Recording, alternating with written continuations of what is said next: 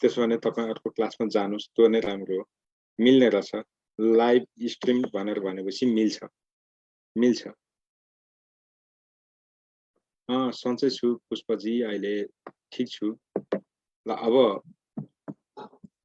म तपाईहरुलाई सबै साथीहरुलाई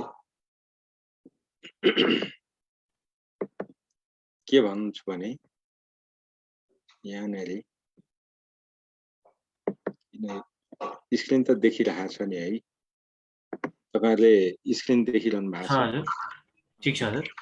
तपाईहरु सबै साथीहरुलाई यहाँ जो सहभागी हुनु भएको छ, तपाईहरु सबै साथीहरुलाई म फेरि पनि नमस्कार भन्छु र तपाईहरुलाई जानकारी गरौँ, हामी सबैको प्रयत्नबाट यो स्वरूपमा तपाईहरुलाई कम्तीमा उत्तर कसरी लेख्ने भन्ने कुराको नमुना एउटा हामीहरूले विकास गरेका थियौं।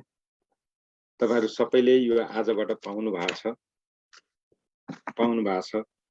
यसको लागि तपाईहरु सबैको जुन हौसला थियो त्यसले काम गरेको हो। तपाईहरुले सर यो गर्न पाए हुन्थ्यो भन्नुभएको नभए, त्यसो नभन्देको भए सायद यो लेख्ने जाँगर चल्दैन थियो होला। यति चाहिँ गरिया छ र यसको लागि म व्यक्तिगत रूपमा चाहिँ माधव पाण्डे सर प्रति आभारी छु, किनभने उहाँले यी कुराहरू सुनिदिनु भयो र मैले त फोटोकपी गरेर दिने कि भन्ने लागेको थियो। उहाँले प्रिन्टै गरेर कम्तीमा सहज ढङ्गले यो बुकको रूपमा आएको छ र जो एडमिसन गर्नु भएको छ, तपाईँ यहाँको विद्यार्थी हुनुहुन्छ, तपाईलाई यो निशुल्क हो, किन्न पाइँदैन र यसमा के गरेको छ भने सबै विषयका क्वेशनहरू मोडलको रूपमा राखिएको छ।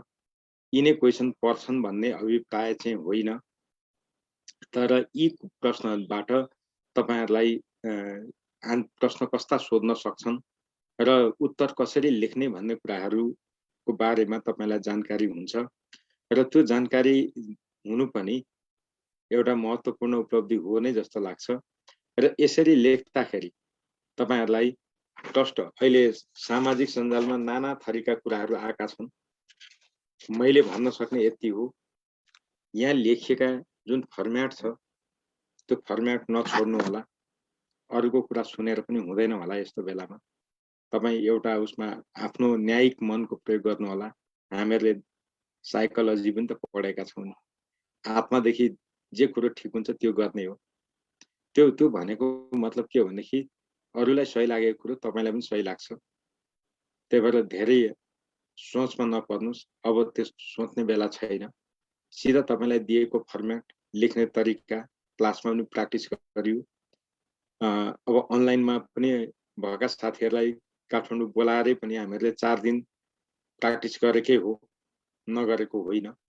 त्यही भएर तपाईहरुलाई मेरो अनुरोध के हो भने यो नै सबै कुराको औषधि हो भन्ने चाहिँ होइन, तर यहाँ भएका कुराहरूले तपाईलाई धेरै कुरामा मार्गनिर्देश गर्छ र यहाँ लेखिए जस्तो जवाफ र आन्सर, भनौँ न आन्सर नै भनौँ, बजारमा पाउनुहुन्न, किन्न चाहिँ पाउनुहुन्न। यो पनि सत्य हो र प्रश्नहरू इस्यु बेस्ड छन्, केस बेस्ड छ। जसरी प्रश्न सोधे पनि यदि यी प्रश्नमा तपाईँ आफूलाई कम्फर्टेबल बनाउनु भयो भने, कम्प्याटिबल बनाउनु भयो भने, एडजस्ट गर्न सक्नु भयो भने भोलि तपाईँ बिनी मात्रै होइन, उपसचिव स्तरका जाँच दिनुस्। यही लेखाइले त पास हुन्छ भनेको होइन, तर कम्तीमा तपाईलाई वे आउट यसले गर्छ। यो तपाईको आधार हो। त्यो भएकोले तपाईलाई अहिले मात्रै होइन, पछिसम्मलाई काम लाग्ने गरिको डकुमेन्ट हो र यसलाई सकेसम्म युटिलाइज गर्ने कोसिस गर्नु होला।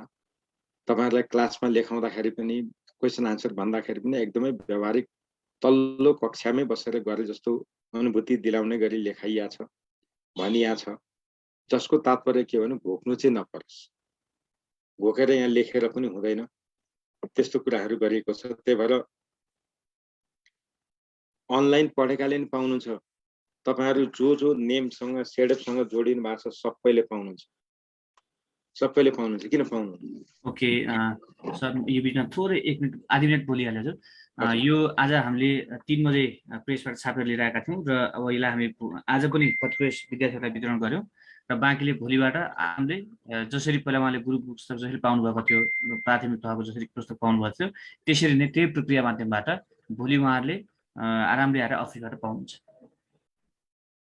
भोलिबाट सबै हामीका प्राथमिक तहको तयारी गर्ने सम्पूर्ण विद्यार्थीले पाउनुहुन्छ सर। यति जानकारी गराए। हस् हजुर। हस्, थ्याङ्क यू सर। अब तपाईहरुले यहाँबाट आइडिया पाउनु भएको छ, क्लासमा पाउनु भएको छ, मात्रै मैले त्यो विषयगतको लेख्दाखेरि पृष्ठभूमि र निष्कर्ष लेख्न म आफू बिरामी भएर समय पाइन, नभए म त्यो पनि तपाईहरुलाई भन्ने ठाउँ नराखिकन गर्थे।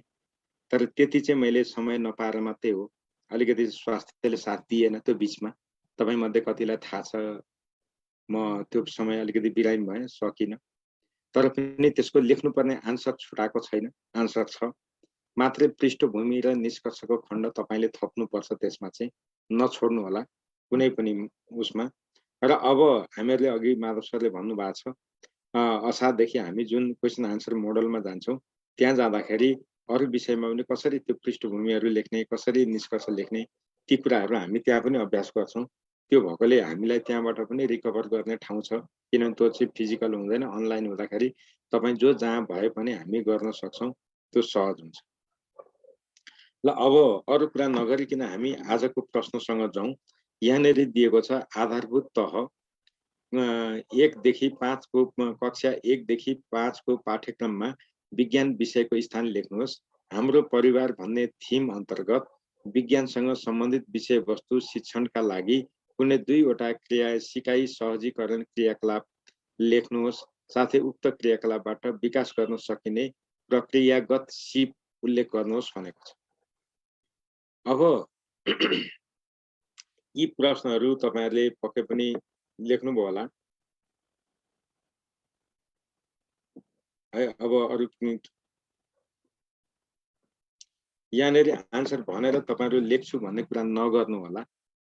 तपाईहरुलाई त्यस्तै पर्यो भने बरु हामी लेखेर तपाईहरुलाई प्रोभाइड गरौँला। त्यस्तो तपाईहरुलाई गाह्रो भयो भन्ने लाग्यो भने, जस्तो यी प्रश्नहरू तपाईहरुलाई गाह्रो भयो भन्ने लाग्यो भने फेरि पनि लेखेर हामी स्क्रिन शेयर, अब चाहिँ प्रिन्ट गरेर दिन सक्दैनौँ, टाइम पनि छैन, तर लेखेर पनि तपाईलाई स्क्रिनमा हामी शेयर गरेर तपाईहरुलाई त्यो मौका दिन्छौँ। त्यही भएर यहाँ भन्दै लेख्दै गर्ने कुरा चाहिँ नगरौँ, अलिक शोभा दिँदैन, किनभने हामीहरूले अब धेरै कुरा गरिसक्यौँ। यहाँ लेख्नुपर्ने कुरा चाहिँ के हो भने कक्षा 1 देखि 5 सम्म 2 किसिमका पाठ्यक्रम छ। एउटा इन्टिग्रेटेड करिकुलम, अर्को सब्जेक्ट ओरिएन्टेड करिकुलम, अर्थात् एकीकृत पाठ्यक्रम र विषयगत पाठ्यक्रम। दुईटा खालका पाठ्यक्रमको कुरा हामीले यहाँ गर्नुपर्छ, 2 खालका। अब त्यसरी गर्दाखेरि हामीले के भन्नु पर्यो त, विज्ञान कक्षा 1 देखि 3 सम्म स्वतन्त्र रूपमा विज्ञान विषयको मात्रै भनेर पाठ्यक्रम छैन। विज्ञानलाई हाम्रो सेरोफेरो भन्ने पाठमा समायोजन गरिएको छ, त्यसमा चाहिँ एकीकृत गरिएको छ र त्यो विषयलाई एकीकृत गरिँदाखेरि हाम्रो सेरोफेरो नामक विषयलाई 8 पाठ्य घण्टा समय छुट्याइएको छ र 8 पाठ्य घण्टा इन्टु 32 जति हुन्छ त्यति कार्य घण्टामा त्यहाँ दिएका पाठहरू शिक्षण गर्नुपर्ने भनेर हामीले बुझ्नु पर्यो। त्यो कुरा लेख्नु पर्यो, नम्बर 1। नम्बर 2, अर्को कुरा कक्षा 4 र 5 मा विषयको रूपमा दिएको छ र यो विषयको लागि त्यहाँ त 5 पाठ्यभाग दिएको छ, त्यो भार तपाईले उल्लेख गर्नुहुन्छ। त्यो कुरा छुटाउन पाइएन। त्यो 2 खालका कुरा यहाँ पर्नु पर्यो। अनि त्यसपछि अब यहाँनिर तपाईलाई के भन्छ भने विज्ञान विषयसँग सम्बन्धित कुनै 2 वटा सिकाइ सहजीकरण क्रियाकलाप लेख्नुहोस् भनेको छ। हाम्रो परिवार भन्ने थीम अन्तर्गत म तपाईलाई यहाँनिर यो हाम्रो परिवार भन्ने थीमको कुरा मैले भन्नु पर्दैन। एकीकृत पाठ्यक्रममा प्रष्ट त्यहाँ छँदैछ, त्यही कुरा मैले पनि भन्ने हो, तपाईले पनि त्यही पढ्ने हो। मैले यति भन्छु, त्यहाँ जम्मा 5 वटा थीम छन्। ती 5 वटा थीम भनेको सबै विषयको सबै विषयसँग अन्तर सम्बन्ध गर्न सकिनेछ। जम्मा 5 वटा थीम मध्ये 19 वटा टोटल थीम हो। जम्मा 19 वटा थीम मध्ये 5 वटा थीमलाई हामी अन्तर विषय चाहिँ सम्बन्ध स्थापित गरेर सिकाउन सक्छौं। ती 5 वटा थीम चाहिँ तपाईले हेर्नुस् भनिराखेको, क्लासमा पनि भनेको छु, मैले त युनिट 10 पढाउँदा पनि भनेको छु, कतिपय अवस्थामा तपाईहरुलाई मैले क्लासमा पनि देखाएको छु। गराएको छु त्यही कुरा यहाँ गर्ने हो। तपाईले अब भोलि विज्ञानको मात्रै होइन, त्यहाँ त शारीरिक पनि छ, सिअक पनि छ, वातावरणको कुरा पनि छ, सामाजिकको कुराहरू पनि छ नि त। ती कुराहरूबाट पनि त सोध्छ नि। यही विज्ञानै मात्रै भन्ने कुरो हुँदैन। त्यही भएकोले गर्दाखेरि ती थिम 5 वटा थिममा चाहिँ तपाईहरुले याद गर्नुपर्छ। त्यो 5 वटा थिममा पनि कुनै एउटा थिममा चाहिँ तपाईले अलिकति राम्रोसँग हेर्नु पर्यो। अब त्यो कसरी हेर्ने भन्दा शिक्षक निर्देशिकालाई डाउनलोड गर्नुस्। कक्षा 1 कै मात्रै डाउनलोड गरे हुन्छ, धेरै पर्दैन र एउटा त्यहाँ लेखिएका क्रियाकलापहरूबाट तपाईहरुले हेर्नुपर्ने हुन्छ। क्रियाकलापहरू हेर्दा उदाहरणको लागि म तपाईहरुलाई यहाँ रहेछ भने म देखाइहाल्छु है त। तपाईहरु यसमा नि कन्फ्युजन नपर्नु होला।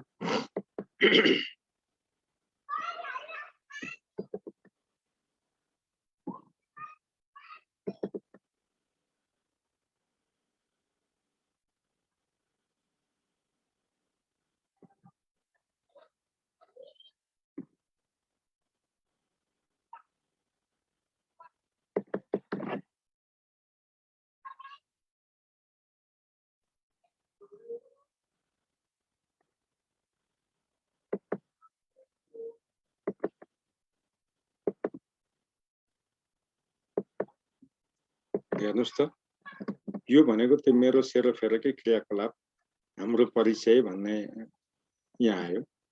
अब यसको थिम त त्यहाँ माथि नै दिएको हुन्छ। यहाँ कसरी गर्ने भन्ने कुरो माथि दिएको छ, मूल्याङ्कन र अभिलेखीकरण। यो कुराहरूको बारेमा मैले भनिनँ, यो चाहिँ तपाईहरुले हेर्नुपर्छ। जस्तो उदाहरणको लागि मानिलिउँ हाम्रो परिचय भन्ने पाठ, त यो पाठमा क्रियाकलाप कसरी लेख्ने त भन्ने कुरो यसरी लेख्नु पर्यो। जस्तो यहाँ दिएका क्रियाकलापहरू हेर्नुस्। तपाईहरुले क्रियाकलाप 1 भन्दाखेरि एउटैमा टुङ्गिने हुन पनि सक्छ, नहुन पनि सक्छ। त्यो क्रियाकलाप भित्र धेरै पनि हुन सक्छ। अब यो क्रियाकलाप लेख्दाखेरि यही क्रियाकलाप 1 अनि भनेर यसरी गर्न पनि सकिन्छ, अथवा यहाँ लेखो भन्दैमा यही डिटो फलो गर्नुपर्छ भन्ने होइन। यहाँ हामीले के गर्न सक्छौं, शीर्षक राख्न सक्छौं, त्यसपछि गर्ने। जस्तो उदाहरणको लागि क्रियाकलाप 1 अभिवादनको नमुना प्रस्तुत गर्ने। त्यसपछि क्रियाकलाप 1.1 मा यो, क्रियाकलाप 1.2 मा यो, 1.3 मा यो, यसै गरी देखाउने अनि चाहिँ त्यसपछि क्रियाकलाप 2 हेर्नु होला तपाईहरुले। क्रियाकलाप नम्बर 3 यहाँ देखियो, क्रियाकलाप नम्बर 4, क्रियाकलाप नम्बर 5, क्रियाकलाप नम्बर 6। यसरी नै यहाँ दिएको हुन्छ। हेर्नुस् है, क्रियाकलाप नम्बर 8 यसरी दिएको हुन्छ। यो कुराहरु हामीले हेर्नु पर्यो। अनि बल्ल मूल्याङ्कन यति धेरै दिएको हुन्छ। अनि श्रेणी मापन, अब तपाईले के प्रयोग गर्नुहुन्छ, अब यहाँ त श्रेणी मापन पनि प्रयोग गर्नु पर्यो। अनि त्यसपछि सहपाठीको प्रतिक्रिया लिनु पर्यो। अनि विस्तारित क्रियाकलाप भनेर भन्छ। विस्तारित क्रियाकलाप गर्दा कसरी गर्ने यहाँ गर्नु पर्यो। एउटै क्रियाकलापलाई विस्तारित क्रियाकलापसम्म पुर्याउनु पर्यो। भन्नुको मतलब कम्तीमा 3टा छुटाउनु भयो। तपाईले क्रियाकलाप लेख्नुहुन्छ, मूल्याङ्कनको कुरा लेख्नुहुन्छ र विस्तारित, यो चाहिँ चाहियो। यति मात्रै भन्यो। तपाईहरुले यो लेख्दाखेरि यस्ता खालका कुराहरुलाई हेर्नुपर्छ भने। त्यही भएर यहाँ विज्ञानसँग मात्रै होइन, अरु विषयसँग पनि जोड्छ। यो भनेको हामीले टेक्निक सिक्ने हो। त्यही भएर यो चाहिँ तपाईहरुले शिक्षक निर्देशिका डाउनलोड गर्ने, एउटा कुनै जस्तो यहाँ अहिले भने नि जम्मा 5 वटा थिम त हो नि, सबैसँग सबै मिल्ने कति नै छ र 19 वटा भनोस् न। 19 मा 19 हेर्नु परेन नि, 5 वटा हेर्नुस्, त्यहाँबाट गर्नुस्, यो गर्न सकिन्छ। अब त्यसपछि अर्को के भन्छ भने what do you mean by language functions, list out few techniques to teach language function at primary level भनेर भनेको छ। यो कक्षा 5 सम्म भाषाका कार्य के हुन्छ भन्दाखेरि तपाईहरुलाई यो चाहिँ के रे यो आजको ग्रुप बुकको पेज नम्बर 42 मा यही क्वेशन जस्ताको तस्तै छ। त्यही भएर मैले यहाँ भन्नु परेन, किनभने यसको आन्सर तपाईले यहाँ दिइसकेपछि त्यहाँबाट लिइ त हाल्नुहुन्छ। तपाई फेरि लेख्ने कुरा गर्नु परेन। जस्तो तपाईहरुलाई यदि क्वेशन 1 अझै पनि गाह्रो भयो भने तपाईलाई हामी लेखेर यसको आन्सर उपलब्ध गराउन सक्छौं मोडलको रूपमा। त्यो कुनै गाह्रो छैन। त्यही भएर तपाईहरुले एउटा कुरा चाहिँ याद गर्नुस् है। र इंग्लिशको 2 नम्बरको क्वेशन यही बुकमा आज जुन बुक तपाईहरुले पाउनु भएको छ त्यही छ, त्यही भएर मैले यसको बारेमा बोलिन। त्यसपछि 3 मा जाउँ। कक्षा 1 मा कथा शिक्षणका 4 वटा प्रयोजन के हुन्? कथा शिक्षणका लागि उपयुक्त हुने कम्तीमा 6 वटा कार्यकलाप उल्लेख गर्नुहोस् भनेको छ। कति सजिलो छ, लेखियो होला जस्तो लाग्छ हैन? के रे प्रश्न नम्बर 3 मा अब कथा शिक्षण गर्दाखेरि के को विकास होला? एउटा सुनाइ सिपको विकास होला हैन?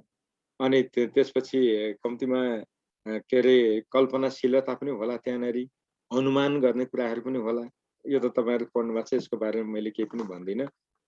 यो पनि हामीहरुले क्लासमा लेखाइसकेको कुरा मैले बुझेको छु। त्यही भएर तपाईको नोटमा यो छ, हेर्नु होला है। मैले अन्यथा भनेको होइन नि फेरि। यहाँ चाहिँ भनेन सरले भन्नु होला भन्ने लाग्छ। शब्द भण्डार बढ्यो, यो त ठीक छ। यहाँनेरि हामीहरुले गर्नुपर्ने कुरा के हो भने कक्षा 1 मा कथा शिक्षणका 4 वटा प्रयोजन के त? जे होस् हामीहरुले पठनका 5 वटा तत्त्व छ नि, त्यहाँबाट आधारित भएर लेख्नुस् त। एउटा के हुन्छ? फोनोलजिकल अवेरनेस हुन्छ। त्यो भने के ध्वनि सचेतीकरण हुन्छ। ध्वनि सचेतीकरण भनेको सुनाइ सिप। अर्को लेख्य वर्ण सचेतीकरण हुन्छ। त्यो चाहिँ यहाँनेरि भन्न मिलेन। कथा शिक्षणको लेख्य वर्ण सचेतीकरण त्यति धेरै उपयोगी चाहिँ हुँदैन। शब्द भण्डार चाहिँ बढ्छ फेरि। पठन प्रभावहरू हुन्छ। अनुमानजन्य व्यवहार प्रदर्शित गर्न सकिन्छ। अब के हुन्छ? अब के हुन्छ? त्यो त हुन्छ नि। त्यसपछि प्रयोजन भनेको छ कथा शिक्षण गर्नु भनेको विद्यार्थीलाई सिकाइप्रति उत्प्रेरित गर्नु पनि हो। त्यो पनि फरक ढंगले पनि तपाई प्रस्तुत गर्न सक्नुहुन्छ। ठ्याक्कै यही नै गर्नुस् भन्ने त छैन होला नि त, होइन र? यहाँ तपाईहरुले लेख्नु भएको छ। मैले यहाँ धेरै साथीहरुको कपी हेरेको छु है। मैले यति भने अब जस्तो मैले एकजना विद्यार्थीको कपी नै ल्याएको छु, उहाँहरूले यसरी लेख्नु भएको छ। हेर्छु नि, मैले केही कपीहरू स्याम्पलको रूपमा हेरेर पार्टिकुलर विद्यार्थीलाई अहिले मैले फिडब्याक दिन सक्दिनँ। तर तपाईहरुको कपीहरू 5 जनाको कपीहरू भनेदेखि त विद्यार्थीहरूको स्तर यो रहेछ, गल्ती यहाँ गर्दा रहेछन् भन्ने त थाहा पाइहाल्छु नि। त्यसपछि फेरि तपाईहरुलाई करेक्सनमा त लानु परिहाल्यो। मैले त गर्दै आएको त्यही हो नि त। त्यही भएर यहाँनेरि यही भन्ने कुरो हुँदैन। अब यहाँनेरि चाहिँ के हो भने खास गरी यो भाषाको कुरो गर्दाखेरि कथा शिक्षणले बालबालिकामा रुचि जगाउने कुरा होला, पढाइप्रति चाख बढाउने होला। यी कुरा त छँदैछ, यी कमन कुरा भयो। तर गर्छ के त? शब्द भण्डार त बढाउँछ। किनभने शब्द भण्डारमा त्यहाँनेरि पाठ्यपुस्तकमा भएको भन्दा अझै बढी शब्दहरू त्यहाँनेरि प्रस्तुत हुन्छ। त्यसपछि प्रस्तुत गर्ने शैलीहरू उनीहरूले सिक्ला हैन? बोध गर्ने क्षमता बढ्ला, कम्प्रिहेन्सन गर्ने, यी कुरा छ। अब कथा शिक्षणका लागि उपयुक्त हुने 6 वटा क्रियाकलाप भन्नुहुन्छ। अब कथा शिक्षणका लागि 6 वटा क्रियाकलाप के तपाईहरुले 7 वटा पनि लेख्नुहुन्छ। यसमा त के गाह्रो छ? कथा शिक्षण कसरी गर्ने भन्न सक्नु परेन। कथा शिक्षण गर्नलाई तपाईलाई के रे लहरै बसाइ हुनुपर्छ भन्ने भएन। यहाँनेरि गोलाकार बसाइमा राखेर पनि तपाईले कथा शिक्षण गर्न सक्नुहुन्छ। मैले यता कक्षा कोठा व्यवस्थापनतिर थोरै जोड दिएको हो, तर त्यो लेख्नु पर्ने भनेको होइन। तर त्यो त जोडेर तपाईले भन्नु भने यो अलिकति राम्रो हुनुहुन्छ। यु आकारको बसाइ हुन सक्ला, गोलाकार त भइहाल्यो। तर अरु खालकामा हामीलाई सामान्यतया लहरै बसाइ चाहिँ त्यति नराखिकन गर्ने क्रियाकलाप गराउनु भने जाति हुन्छ। ल अब त्यसपछि अर्को प्रश्नमा जाउँ। यो 3 नम्बरको प्रश्न एकदम सजिलो छ। कथा शिक्षण गर्ने तरिका पनि यहाँ भएकोले मैले भनिन है। कथा शिक्षण गर्ने तरिका यो अति सजिलो छ। यो सामान्य नपढेका मान्छेले नि भन्दा मिल्ने क्वेशन भएकोले यसको बारेमा मैले भनिन। तपाईले शिक्षण गरिरहनु भएको कक्षामा 5 जना विद्यार्थीहरू नेपाली भाषा विषयमा अत्यन्त कमजोर छन्। वार्षिक परीक्षाको नतिजा प्रकाशन हुँदा ती सबै विद्यार्थीहरू नेपाली भाषा विषयमा अनुत्तीर्ण भएका छन्। यस्ता बालबालिकाहरूको लागि भाषा विषयमा उपलब्धि स्तर बढाउनको लागि तपाईले गर्न सक्ने प्रयास उल्लेख गर्नुहोस्। के गर्नु छ, कुरा त्यति। नेपाली भाषामा विद्यार्थी किन कमजोर लाग्छ? 5 जना विद्यार्थी चाहिँ अत्यन्त कमजोर छ। कक्षामा 5 जना विद्यार्थीहरू नेपाली भाषा विषयमा अत्यन्त कमजोर छन्। अब कमजोर भएरै फेल हुने हो, फेल हुनु भनेको कमजोरै हुन्, त्यसमा त हामीले पुष्टि गर्नु परेन भने त्यस्ता विद्यार्थीको भाषा विषयमा उपलब्धि स्तर बढाउन तपाईले गर्नु छ के? कुरा थियो। लु भन्नुहोस् तपाईले गर्ने उपाय चाहिँ के त?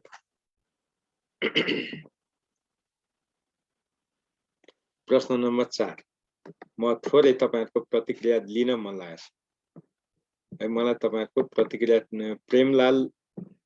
प्रेमलाल जी लु तपाई भन्नुस् के रे प्रेमलाल जी लु तपाई अनम्युट गरेर भन्नुस् त के हुनु? नमस्कार सर।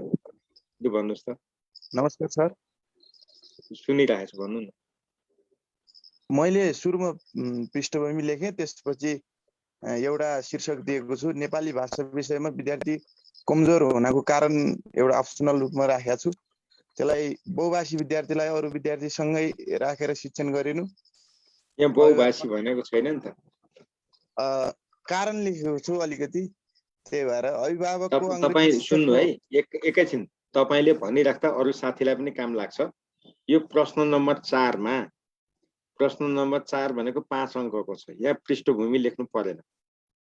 पृष्ठभूमि लेखेर समय बर्बाद नगर्नु होला, पुग्दैन। बरु निष्कर्ष चाहिँ अन्तमा सारमा भनेर लेख्न सक्नुहुन्छ। नम्बर 1। नम्बर 2 तपाईले यहाँ के बुझ्नु पर्यो भने यहाँनेरि नेपाली भाषा विषयमा अत्यन्त कमजोर छन्, शिक्षण गरिरहेका 5 जना विद्यार्थी भनेको छ। तर यी 5 जना विद्यार्थी नेपाली भाषी हुन् कि अर्को भाषी हुन्, त्यो कुरो यहाँ खुल्दैन। त्यही भएर तपाईले भन्दै गरेको कुराहरू अलिकति सोच्नुहोस् त, अलिकति सोच्नुहोस्।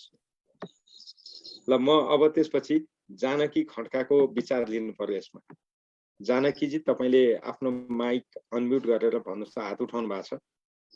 हजुर सर नमस्कार। लु भन्नु त।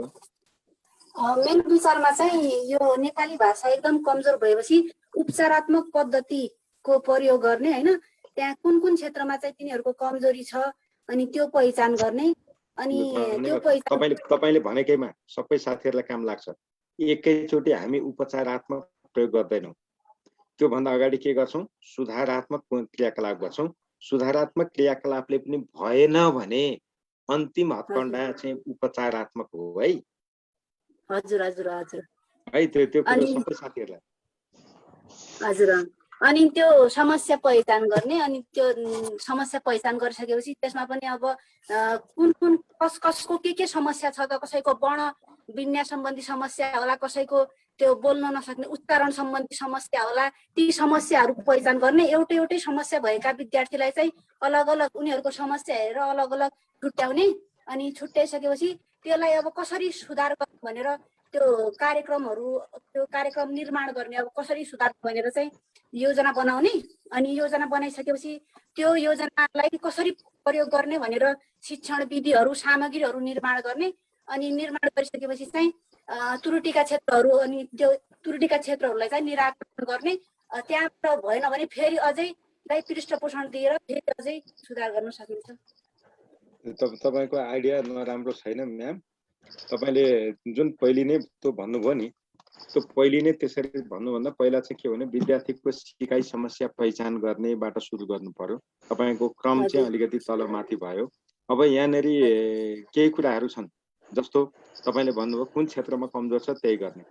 एउटा त अनुलेखन पनि हुन सक्छ, एउटा हैन।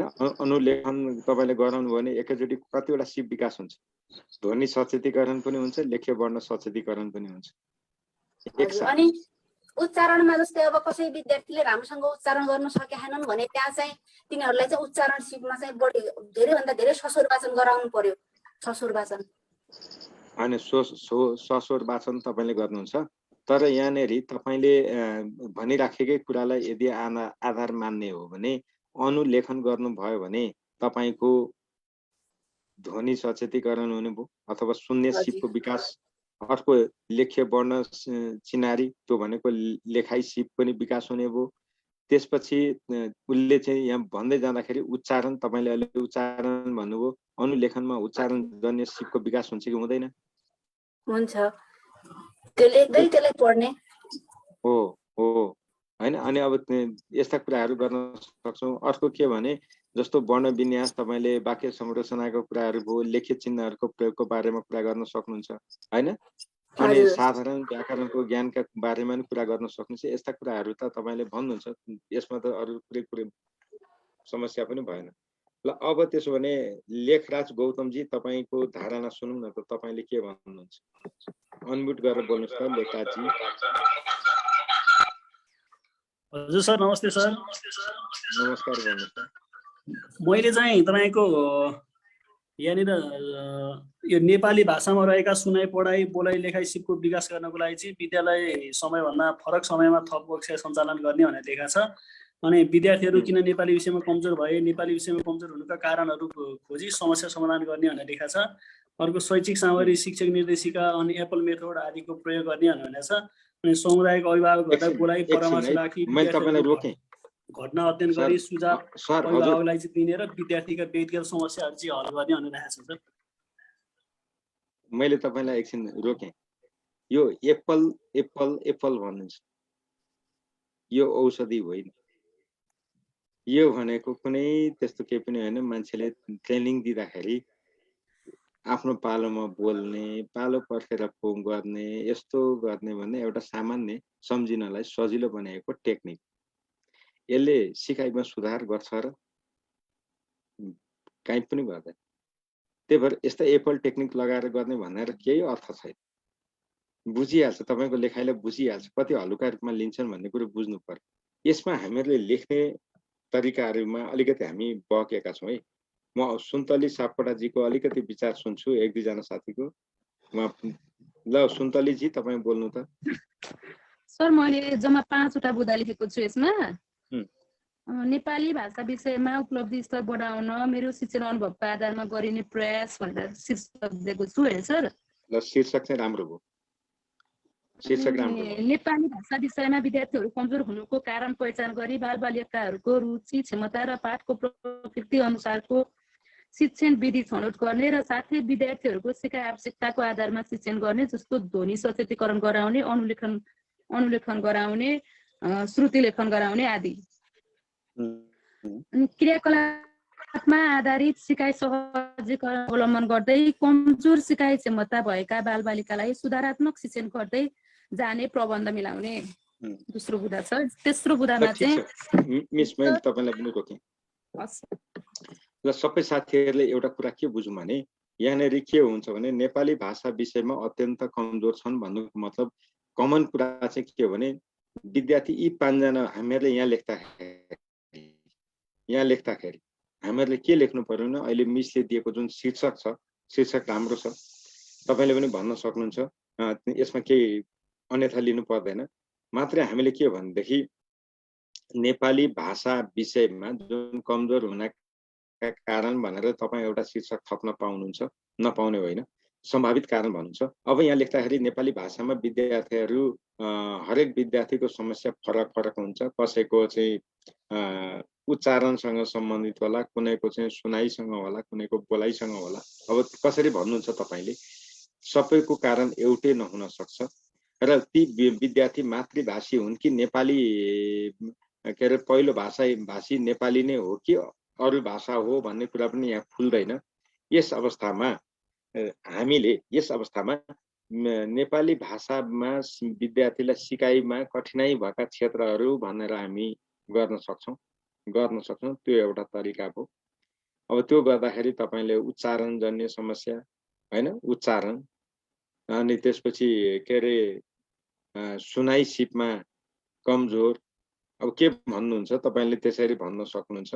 अनि त्यसपछि यी विभिन्न खालका बालबालिकाका समस्या पनि फरक हुने, के अरे सिकाइका समस्या पनि फरक फरक हुने भएकोले एउटै तरिकाले सबै विद्यार्थीको सिकाइमा सुधार हुन्छ नै भन्ने छैन। तर पनि तलको क्रियाकलापबाट चाहिँ यी नेपाली भाषामा कमजोर देखेका बालबालिकाको सिकाइ उपलब्धि बढाउन सकिन्छ। ती उपाय निम्न अनुसार छ, यस प्रकार छ भन्न सक्नुहुन्छ।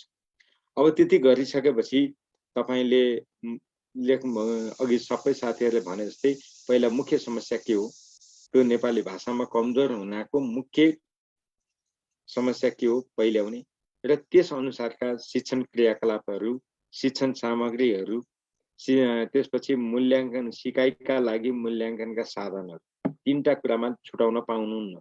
शिक्षण सामग्री ख्याल गर्नु होला, मैले भने त्यो छुटाउन पाइँदैन। शिक्षण सामग्रीको छनौट र प्रयोग, त्यसपछि क्रियाकलाप, त्यो भनेको विद्यार्थी केन्द्रित क्रियाकलाप, लर्निङ बाई डुइङ हुने खालका क्रियाकलाप, गरेर सिक्ने खालका क्रियाकलाप। नम्बर 3 मा गएपछि सिकाइका लागि मूल्याङ्कन, सिकाइको मूल्याङ्कन होइन, सिकाइका लागि मूल्याङ्कन हुने गरेका क्रियाकलापहरू गरिनु पर्यो। पहिला केमा गर्नु पर्यो, दैनिक पाठ योजना समेटिनु पर्छ। त्यसपछि बल्ल त्यो कार्यान्वयन हुने कक्षामा तदनुरूपका क्रियाकलाप गर्नु पर्यो। त्यति गरेर सिकाइका लागि मूल्याङ्कन गर्दा यदि विद्यार्थीमा अझ पनि अपेक्षाकृत सुधार हुन नसकेमा तिनलाई सुधारात्मक शिक्षणका क्रियाकलापहरू गर्ने, सुधारात्मक शिक्षणका क्रियाकलाप गरिसकेपछि पनि सुधार देखिएन भने बल्ल उपचारात्मक शिक्षणको क्रियाकलाप गर्ने र त्यहाँनिर गर्दा श्रुति लेखन, अनुलेखन यस्ता कुराहरू हामीहरूले गर्छौँ। त्यो चाहिँ सबैमा पर्छ है, त्यो चाहिँ सबैमा पर्छ। र अन्तमा भनेर तपाईँले यसको परिभाषा लेख्नुहुन्छ, पृष्ठभूमि यसमा चाहिँदैन। अनि प्रश्न नम्बर 5 मा छ, कक्षामा सामाजिक व्यवस्थापन भन्नाले के बुझिन्छ? कक्षा शिक्षणमा भाषिक व्यवस्थापन गर्दा के कस्ता पक्षमा शिक्षकले ध्यान दिन जरुरी हुन्छ? उदाहरण सहित प्रश्न पार्नुहोस् भनेको छ। अब यो त धेरै साथीहरू लेख्नुभयो, यहाँ त हामीहरूले पृष्ठभूमि छोड्दैनौँ। धेरै साथीहरूले यसको उत्तर तपाईँहरूलाई यो के अरे 4 नम्बर प्रश्नको पनि उत्तर चाहिने भने हामी लेखेर पछि 1 गतेदेखिको जुन 1 गतेदेखि हामी गर्ने भनेका छौँ त्यसमा तपाईँहरूलाई स्क्रिन सेयर गरौँला नि त है, त्यसो गरौँला। मैले तपाईँहरूको आशय चाहिँ बुझेँ, किनभने तपाईँहरू आफू कति शौखिन कलाकार हुनुभएछ भने नि घरमा गहुँ छ, मकै छ, कोदो छ, फापर छ, त्यतातिर आँखा लाग्न छोडेछ। बजारमा रङ्गीन कागजमा बेरेको चाउचाउ छ, चटपटे छ, रोटी छ, त्यो बजारमा प्याकिङ रोटी के त्यतातिर आँखा लाग्न थालेछ। मैले कुरो बुझिसकेँ। त्यस्तो हो भने तपाईँहरूलाई 1 गतेदेखि हामी त्यो सेवा पनि उपलब्ध गराउँला। धेरै चिन्तित नगर्नुहोस्, तर त्यसले तपाईँलाई सफलता दिलाउन गाह्रो हुन्छ है, मैले चाहिँ यति भन्छु। अब कक्षामा सामाजिक व्यवस्थापन भन्नाले के बुझिन्छ भन्ने कुरामा म एकजनाको विचार लिन्छु। लीलाधर ओलीजी, ल तपाईँ माइक अनम्युट गरेर बोल्नु। कक्षा के अरे यो 5 नम्बरको प्रश्नमा लीलाधर ओलीजी।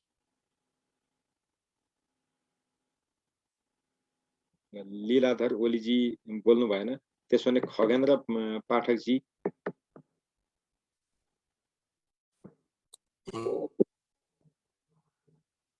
खगेन्द्र पाठकजी पनि बोल्नु भएन। लेखराज गौतमजी, ल लेखराज गौतमजी तपाईँ। हजुर सर, मैले यहाँनिर चाहिँ तपाईँको पृष्ठभूमिमा चाहिँ मानिस चेतनशील प्राणी हो, मानिस समाजमा बस्दछ र आफ्ना आवश्यकताहरू पुरा गर्दछ। कक्षामा पनि विद्यार्थीहरूको आफ्नो उद्देश्य पुरा गर्नु नै विद्यार्थीको चाहना हो। शिक्षण सिकाइ क्रियाकलापलाई प्रभावकारी बनाउन कक्षा कोठालाई चाहिँ व्यवस्थित बनाइएको हुन्छ। विभिन्न समुदायका विद्यार्थीहरू कक्षा कोठामा हुन्छन्। विद्यार्थीहरूले उसको समुदायमा कस्तो प्रभाव छ, कक्षा कोठामा पनि त्यस्तै खालको व्यवहार देखाउँछ भन्ने कुरामा दुईमत छैन भनेर पृष्ठभूमि लेखेको छु सर। अनि कक्षा कोठामा सामाजिक व्यवस्थापन तपाईँको शीर्षक दिएर चाहिँ विद्यार्थीको व्यवस्थापन, कक्षा कोठाको शिक्षण सिकाइ क्रियाकलाप सञ्चालन गर्ने वातावरण, शैक्षिक सामग्रीको व्यवस्थापन। ओ गौतमजी, हजुर सर। हजुर, तपाईँ मेरो कुरा सुन्नु न, सबै साथीहरूलाई उहाँले के गर्नु भने सामाजिक व्यवस्थापनको कुरा मात्रै लेख्नुभयो पृष्ठभूमिमा। यहाँ प्रश्न के छ, अर्को कक्षा शिक्षणमा भाषिक व्यवस्थापन पनि छ। त्यही भएर सामाजिक व्यवस्थापन र भाषिक व्यवस्थापनका दुईटै कुरा, दुवै पक्षका कुरा पृष्ठभूमिमा राख्नुपर्छ है। तपाईँले एउटाको मात्रै राख्नुभयो, सामाजिकको मात्रै राख्नुभयो। तपाईँले भाषिकको राख्नु भएन। अनि लामो लेख्नु, पृष्ठभूमि त्यति लामो नलेख्नुहोस् न, छोटो लेख्नुहोस्। हामीले यहाँ के भन्न सक्छौँ भने कक्षा कोठा व्यवस्थापनकै अभिन्न अङ्गका रूपमा सामाजिक तथा भाषिक व्यवस्थापन गर्ने गर्दछ। यी खालका व्यवस्थापनले कक्षामा बिना अवरोध निर्वाध शिक्षण सिकाइ क्रियाकलाप गर्न र सिकाइलाई अर्थपूर्ण बनाउन तथा विद्यार्थीलाई सिकाइप्रति उत्प्रेरित गर्नलाई गर्ने गरिन्छ। सकि त कति धेरै लेख्नुपर्छ, पर्छ र पर्दैन, त्यति लेख्दा नि पुग्छ। अनि त्यसपछि यहाँनिर सामाजिक व्यवस्थापन भन्ने बित्तिकै हामीले एउटा कुरा के बुझौँ भने कुनै पनि नाउँमा चाहे जात जाति भाषा पेशा धर्म वर्ण कुनै पनि नाममा भेदभाव गर्न नपाइने, समान गरेर कक्षामा बसाउने राख्ने सिकाउने जस्ता क्रियाकलापहरू गर्नु चाहिँ सामाजिक। त्यसो भने भाषिक व्यवस्थापन भनेको चाहिँ कस्तो, भाषा नबुझेकै कारणले पाठ बुझिन है भन्ने दिन नआओस्। सबै बालबालिकाले भाषा नबुझेकै कारणले सिक्नु नपर्ने स्थिति नहोस्, अर्थात् सिकाइको लागि भाषा अवरोधक तत्त्व नबनोस् भन्नको लागि गरेको। त्यसको आन्सर यहाँ भएकोले मैले केही भनिनँ।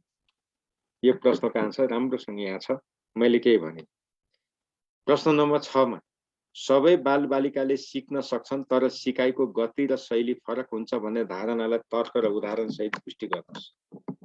अब यसमा म एकजना कुनै साथीहरूको म नाम लिन्छु, हेर्नु होला। सरिता सञ्जेल जी, तपाईँ आफ्नो माइक अनम्युट गरेर सेयर गर्न सक्नुहुन्छ यदि तपाईँ चाहनुहुन्छ भने। यहाँ हात उठाएको देखेर मात्रै भनेको छु। सरिता सञ्जेल जी। हजुर सर नमस्कार। लु भन्नु त।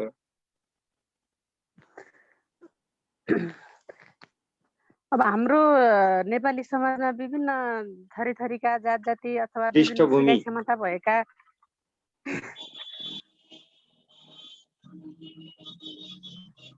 पृष्ठभूमि लेख्नु भएको छैन? त्यही लेखेको छु सर। लु भन्नुहोस् न। हाम्रो समाजमा विभिन्न किसिमका सिक्ने क्षमताहरू फरक फरक भएका, कोही जान्ने कोही नजान्ने, कसैको सुस्त मनस्थितिका धेरै किसिमका बालबालिकाहरू हुन्छन्। उनीहरू सबैको सिक्ने क्षमता एउटै हुँदैन मात्र लेखेको छु सर। त्यसमा मैले पृष्ठभूमि त्यस्तो छुट्याएन, सरस्वती मात्रै लेखेँ। मलाई त्यस्तो पृष्ठभूमि छुट्याउनै आएन।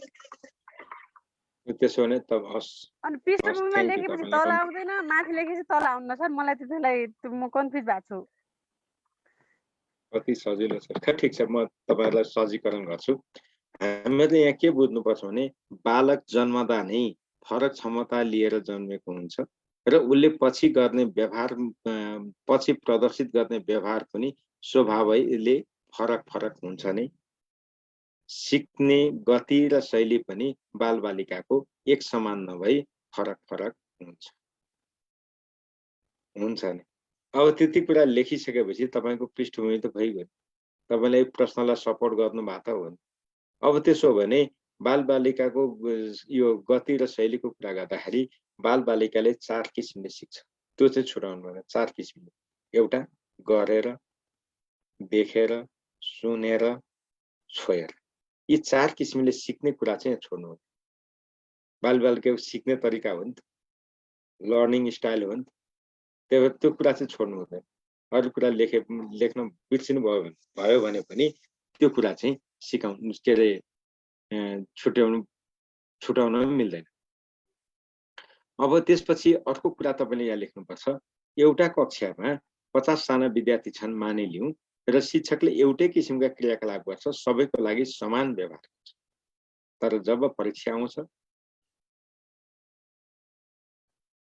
मूल्याङ्कन गरिन्छ तर प्राप्ताङ्क समान आउँदैन। यो के कारणले हो त? विद्यार्थीको जन्मदैदेखि देखा पर्ने जुन फरक क्षमता छ त्यसैको कारण।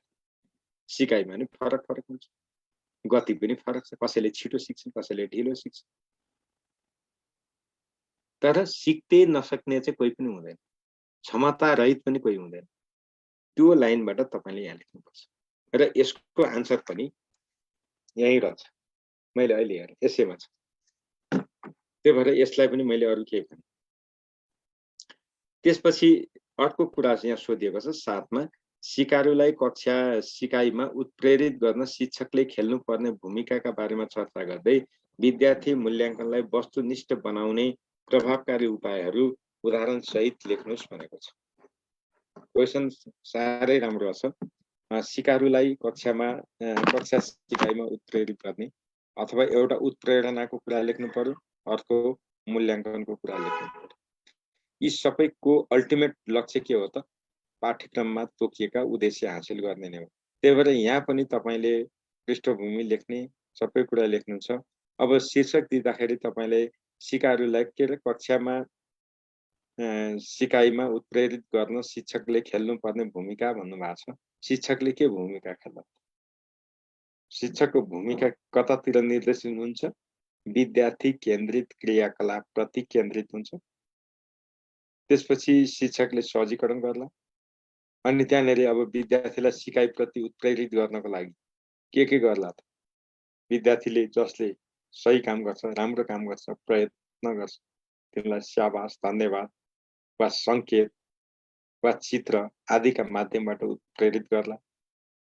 कतिपय विद्यार्थीहरूलाई कक्षामा प्रतिस्पर्धा गराएर पनि उत्प्रेरणा जगाउला। प्रतिस्पर्धा, समूह कार्य, सहकार्य गराएर पनि यो काम गर्न सक्ने भयो। हामीले यो लेखिसकेका छौँ। यसको आन्सर पनि यहाँ छ है। मैले देखिसके यसको पनि आन्सर छ। तपाईको बुकमा पनि होला, ग्रुप बुकमा अर्को। अनि यहाँनेरि मूल्याङ्कनलाई वस्तुनिष्ठ बनाउने तरिका। अब यो तपाईहरुलाई मैले यहाँ बुझाउनु पर्ने मूल्याङ्कनलाई वस्तुनिष्ठ बनाउने तरिका पनि यही बुकमा छ। मैले यसको कुरा गर्दिन, यहाँ छ। त्यही भएर यहाँ मैले एडिसनल कुरा गरेर केही काम छैन। तर मैले के भन्छु भने व्यावहारिक उपाय लेख्नुस्, वस्तुपरक उपाय लेख्नुस्। यस्तै यस्तै त सोध्छ, त्यो भनेको हुन्छ। त्यो भनेको के त? जुन चीज कार्यान्वयन गर्न सकिन्छ, कार्यान्वयन योग्य हुन्छ, त्यो मात्रै लेख्नुस्। जुन कार्यान्वयन योग्य छैन त्यो नलेख्नुस्। अब मैले यहाँ उदाहरण दिनु पर्दाखेरि धेरै उदाहरण कति दिनु होला जस्तो लाग्छ। त्यही पनि म एउटा उदाहरण दिन्छु। मानिलिउँ सुमित्रा श्रेष्ठ तनहुँको हुनुहुँदो रहेछ। सुमित्रा श्रेष्ठजी म तनहुँको हुनुहुन्छ। उहाँले मलाई सोध्नुभयो, दत्तात्रेय सर म काठमाडौँबाट घर जानुपर्ने, कुन साधन प्रयोग गरेर जाउँ होला, तपाईलाई केही आइडिया छ भन्नुभयो। मैले भने, अरे सुमित्राजी तपाईँ हिँडेरै जानुस् न, पुगिहाल्नुहुन्छ। हिँडेर गए जानुस्, एउटा उपाय हो। उपाय त हो, तर के यो व्यावहारिक उपाय हो त? कार्यान्वयन हुन्छ त आजको दिनमा? हिजो हजुरबाको पालामा हुन्थ्यो, हिजो हजुरबाको पालामा त्यही नै थियो उपाय, तर आज त्यो उपाय छ। मैले उहाँलाई साइकल चढेर जा भन्नु, त्यो पनि आजको दिनमा व्यावहारिक उपाय हो। मैले तपाईँ यार मोटरसाइकल एउटा किन्नुस् अनि मोटरसाइकलमा चढेर जानुस् न, नयाँ मोटरसाइकल गाउँमा हिँड्दै जानुस् हो। कतिपयको लागि त्यो उपयोगी हुन सक्छ, तर एकपटक जान आउने नि मोटरसाइकल फेरि लामो बाटो, त्यति उपयुक्त होइन। मैले हेलिकप्टर चढ्नुस् भने, यी जे जति भने, मैले साइकल चढ्नु भन्ने, पैदल जानुस् भन्ने, मोटरसाइकल चढ्नुस् भने अथवा हेलिकप्टर चढ्नुस् भने उपाय त हो नि, तर व्यावहारिक पो होइन। उपाय चाहिँ हो नि फेरि, तर व्यावहारिक होइन। व्यावहारिक चाहिँ के त?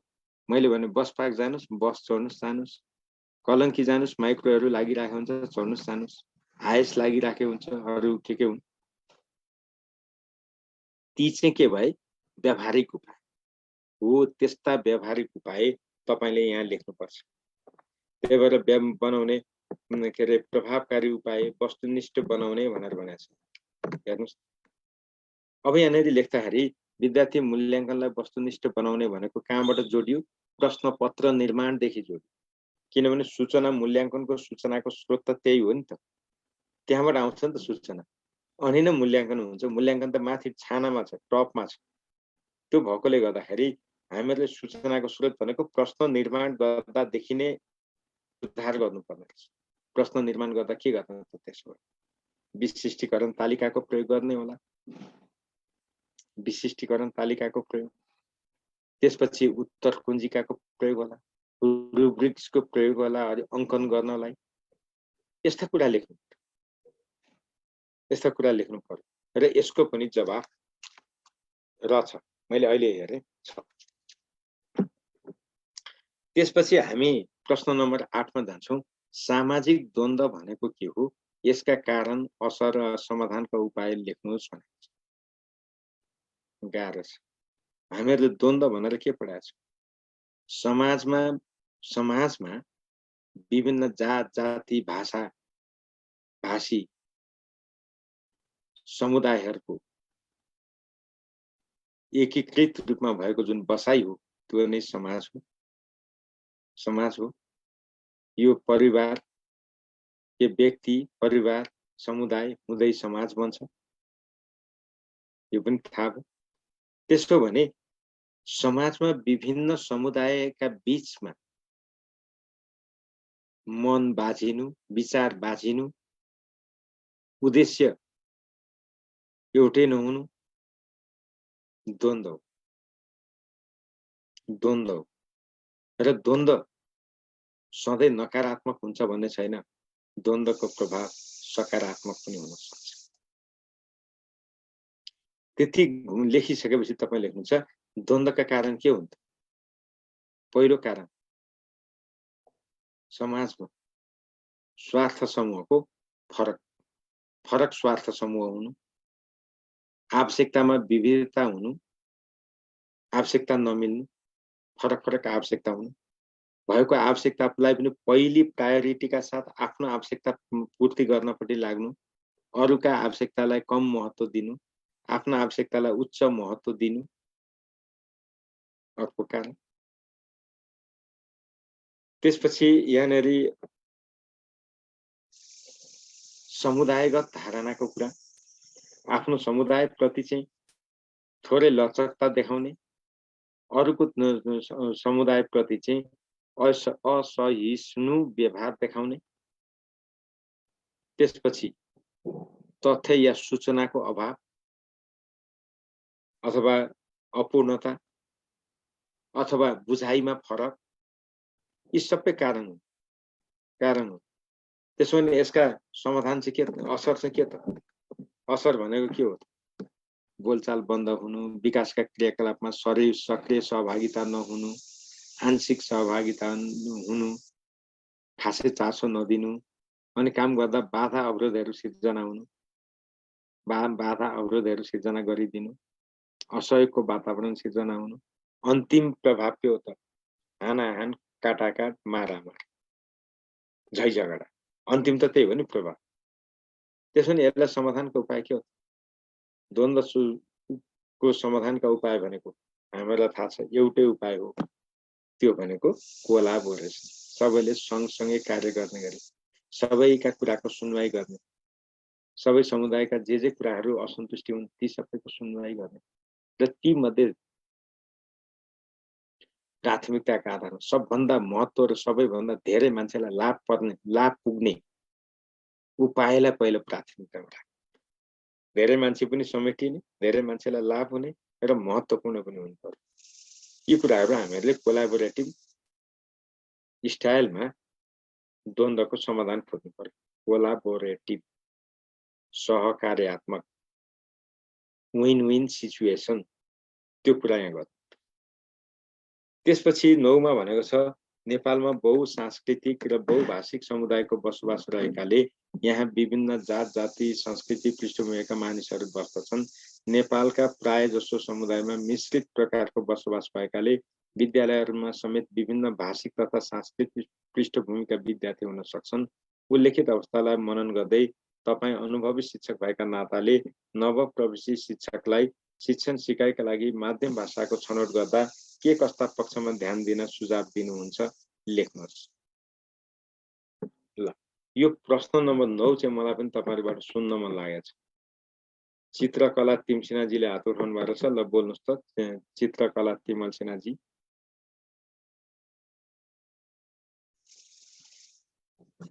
ल सुमित्रा श्रेष्ठ तनहु बोल्नुहोस् त।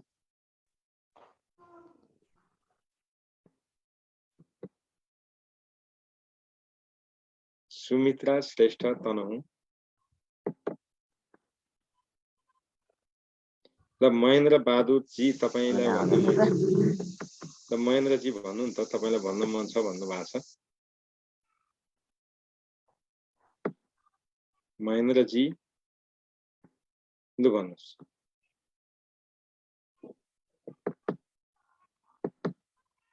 महेन्द्र बहादुर साई जी लु भन्नुस् त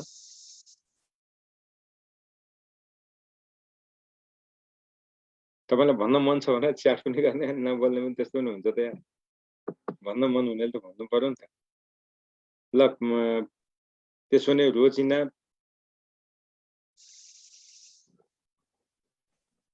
सर नमस्ते प्रश्न नम्बर 9 को उत्तर मैले यस्तो लेखेको छु पृष्ठभूमि धेरै जस्तो विद्यालयहरूमा विभिन्न भाषिक पृष्ठभूमि भएका बालबालिकाहरू अध्ययनरत छन् घर परिवार वा समुदायमा बोलिने भाषा प्रयोग गरी सिकाइ क्रियाकलाप सञ्चालन गरिँदा शिक्षण प्रक्रिया रुचिकर र प्रभावकारी हुन गई समग्रमा शिक्षाको गुणस्तर अभिवृद्धि गर्न सहयोग पुग्नुका साथै अन्य भाषाको सिकाइमा पनि मातृभाषा सिकाइको सकारात्मक प्रभाव पर्ने कुरा विभिन्न अनुसन्धानहरूले देखाएका छन् तर यसको विपरीत शिक्षण सिकाइमा दोस्रो भाषाको प्रयोग गरिँदा शिक्षणमा क्रमशः दिइने ज्ञान सिप उनीहरूले सहजै रूपमा प्राप्त गर्न नसक्ने र अन्ततोगत्वा कक्षा छाड्ने विद्यालय आउन नमान्ने जस्ता समस्या देखिन सक्दछन्। अब अर्को एउटा शीर्षक दिएको छु नवप्रवेशी शिक्षकले सिकाइका लागि माध्यम भाषाको छनौट गर्दा ध्यान दिनुपर्ने पक्ष बालबालिकाले मातृभाषा राम्ररी बुझ्छन् र उपर्युक्त गतिमा बोल्न सक्छन् अत पहिलो भाषा मातृभाषामा सिकाइ सहजीकरण सम्बद्ध क्रियाकलापहरू सञ्चालन गर्दा पठन सिप विकास विषयवस्तु बोध र पठन प्रवाह सहज र छिटो हुने भएकाले उनीहरूको मातृभाषामा साक्षरता सिप सिकाउनु सबैभन्दा उपयुक्त हुन्छ किनकि बालबालिकाले राम्ररी भाषा नबुझेसम्म अर्थपूर्ण सिकाइ सम्भव छैन।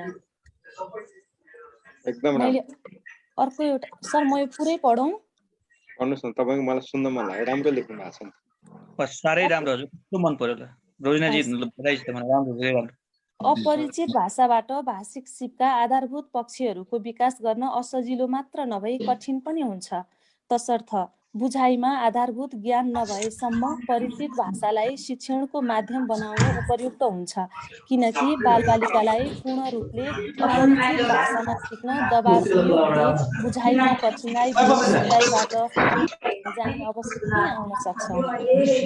पहिलो भाषामा सिकेका सिप अन्य भाषामा स्थानान्तरण गर्न सजिलो हुन्छ एउटा भाषामा सिकेको साक्षरता सिपलाई उपयुक्त समयमा हजुर हस् सर हस् तपाईहरुलाई यसको आन्सर छँदैछ मैले यसको बारेमा के भन्दिनँ तपाईले लेख्नु भएको राम्रो छ म्याम मैले अरु के भन्दिनँ तपाईहरुलाई मैले क्लासमा पनि यो कुराहरु गराइराखेकै हो तपाईहरुले लेख्नु भएको छ यसरी लेख्नु हो भने तपाईहरुलाई कसैले रोक्न सक्दैन मैले भने यति नै हो है तपाईहरुले लेख्न चाहिँ यसरी नै हो अनि तपाईहरुलाई मैले के पनि भनेको थिएँ भने त्यो एकीकृत पाठ्यक्रमको पछिल्लो खण्डमा यस्ता कुराहरु लेखेको छ त्यहाँ हेर्नुस् है पनि भनेको छु पढ्नुस् है भनेको छु कक्षा 1 देखि 3 सम्म मूल्याङ्कन गर्ने तरिकाहरु लेख्नुस् भन्ला त्यहाँनेरि ती कुराहरु छ कसरी गर्ने भन्ने कुरा छ अनि त्यो मूल्याङ्कन गर्दाखेरि श्रेणी मापनको प्रयोग गर्नु पर्यो कक्षा 1 देखि 3 सम्म त्यो श्रेणी मापनको त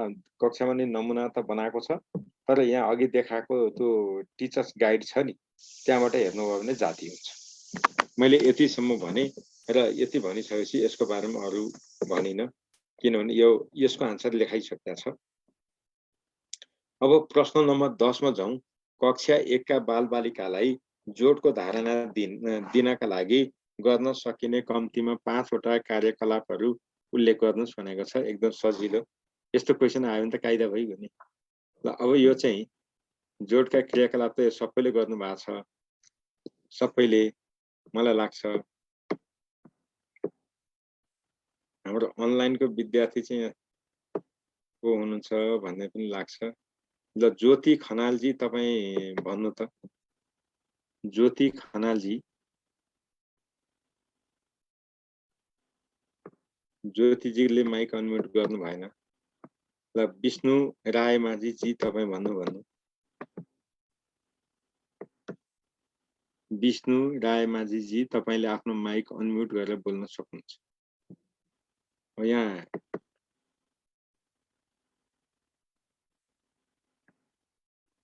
ल प्रेमलाल केसीजी भन्नुहुन्छ। अब यहाँ तपाईँले हातै उठाएको छैन, हात नउठाइ त मिलेन, सबैलाई बोल्न दिए त भएन।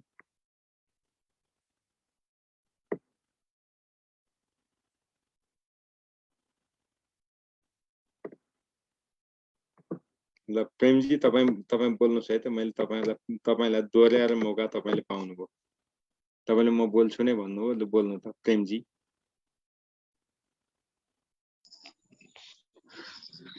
पहिला जोडको परिभाषा थोरै दिएको छु। विभिन्न वस्तु रुपैयाँलाई एकै ठाउँमा मिसाउनलाई जोड भनिन्छ। जस्तै 5 वटा गाई र 4 वटा गाईलाई एकै ठाउँमा तपाईँले यहाँ बाँधेर 9 वटा पृष्ठभूमि गाई लेख्नु हुन्छन् भएको भन्ने छैन जोड हो।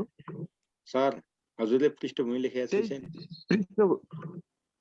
त्यही पृष्ठभूमिको कुरा अलिअलि भनिँदैछु। ए लु भन्नु। जोडलाई प्लस क्रियाले प्लस सङ्केत दिन्छ भनेर लेखेको छु होइन। अनि जोड शिक्षणका लागि सिकाइ सहजीकरण सामग्री गुच्चा, बल, ढुङ्गा, विभिन्न जनावर र वस्तुको चित्र, नेपाली रुपैयाँ तथा सिक्का, ससाना खेलौनाहरू, कार्टुन जस्तै देखिने यो सम्बन्धी भिडियो क्लिप लेखेको छु। अनि सिकाइ सहजीकरण क्रियाकलाप नम्बर 1 मा जोडको धारणा दिनुभन्दा पहिले संख्याको धारणा स्पष्ट भइसकेको हुनुपर्नेछ। संख्याको धारणालाई समेत पुनरावलोकन गर्ने र जसलाई थप्ने र जोड्ने कार्यलाई सिकाउने। जस्तै 1 मा 1 जोड्दा 2, 2 मा 1 जोड्दा 3, 3 मा 1 जोड्दा 4, 2 मा 2 जोड्दा 4 जस्ता कुराहरू त्यो संख्याको धारणाबाट सिकाउने। त्यसपछि क्रियाकलाप नम्बर 2 मा विद्यार्थीलाई खेल मार्फत जोड गर्न सिकाउने, जसको लागि 3 वटा विद्यार्थीलाई कक्षा कोठाको अग्रभागमा बोलाउने र पहिलो विद्यार्थीलाई 2 वटा खेलौना र दोस्रो विद्यार्थीलाई 3 वटा खेलौना प्रदान गर्ने। त्यसपछि ती खेलौना दुवैजनाले तेस्रो विद्यार्थीलाई दिने र उसले गनेर कति भन्यो भन्न लगाउने। अपेक्षित रूपमा उसले 5 भन्न सक्नेछ। यही कार्य कक्षामा भएका विद्यार्थीलाई गुच्चा, ढुङ्गा, खेलौना आदि दिई मिसाई जोड्न लगाउने। अनि क्रियाकलाप 3 मा विभिन्न जनावरको फोटो एल्बम प्रस्तुत गरी ती जनावरलाई एकै ठाउँमा मिसाउने किसिमले जोड सिकाउने भनेर चित्र मार्फत पुतलीको 4 वटा एक ठाउँ पुतली अनि अर्को ठाउँमा 3 वटा पुतली राखेर बोर्डमा चित्र बनाएर देखाउने भनेर यहाँ चित्र बनाएको छु। अनि क्रियाकलाप नम्बर 4 मा अब यसो गर्नु, तपाईँले लेखेको सबै साथीहरूले लेखेको यो सम्भवतः मिल्छ, यसमा मैले भन्नु पर्दैन, सबै साथीहरूलाई थाहा छ। म तपाईँले लेखेको आधारमा के भन्छु भने जुन तपाईँले शिक्षण सामग्रीको कुरा गर्नुभयो एकदम धेरै राख्नु भयो क्या। यस्ता गर्न सकिन्छ, स्थानीय स्तरमा यस्ता सामानहरू जे उपलब्ध हुन्छ त्यसका आधारमा ल्याउने, तर सबै चाहिँ आवश्यक के अरे सबै नल्याए पनि हुन्छ भन्ने कुरा चाहिँ आउनु पर्यो। तपाईँले के भन्नु भने त्यहाँनिर धेरैवटा सामग्रीको नाम भन्नुभयो कि ती सबै सामग्री त त्यहाँ प्रयोग हुँदैन नि त। जुन तपाईँले ल्याउन सक्नुहुन्छ, प्रयोग गर्न सक्नुहुन्छ, त्यो मात्रै उल्लेख गर्ने। जस्तो विद्यार्थीलाई पनि त त्यहाँनिर तपाईँले बाहिरबाटै ल्याउनुपर्छ भने छ रे मलाई जोडको हिसाब सिकाउनलाई। तपाईँले भनिराखेको कुरा, ल राम र श्याम तिमी दुईजना अगाडि आऊ, तिमीहरूका किताब पनि बोकेर आऊ। राम भन त तिमीसँग कतिवटा किताब छन्? 4 वटा। अनि श्याम तिमीसँग कतिवटा? 5 वटा। ल तिमीहरूको दुवैजनाको किताब एकै ठाउँ मिसाएर राख त। अब गन त, त्यो पनि एउटा तरिका हो। बाहिरकै सामान चाहिन्छ भन्ने छैन, कक्षा कोठाकै सामान, कति ढुङ्गा, माटो, घिटी कुरा गरेर। त्यसपछि अर्को त्यही चित्रको कुरा तपाईँले त्यहाँ गर्नुभयो। त्यही कुरालाई ल 5 जना केटा आऊ, 5 जना केटी आऊ, अगाडि आऊ। ल हरि तिमी भन त यहाँ उभिएका केटाहरू कतिजना छन्? 5 जना। अनि यी केटीहरू कतिवटा छन्? 5 जना। ल तिमीहरू दुईटै यो गोलो घेराभित्र एक ठाउँ मिसिएर बस त। ल अब हरि भन त कति भयो यिनीहरू? मिसाउँदाखेरि मिसाउनु, जोड्ने धारणा, त्यो एउटा तरिका हो। तपाईँले भनेकै चित्रको अर्को कुरा गर्नुभयो।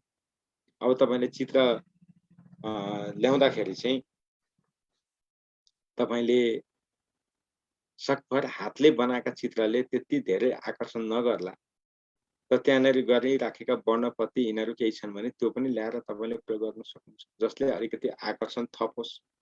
अथवा ए बाकसको प्रयोग गर्ने होला। सधैँ त्यो स्थानीय सामग्री प्रयोग गर्दा त दिक्क पनि भएको हुन्छ नि त।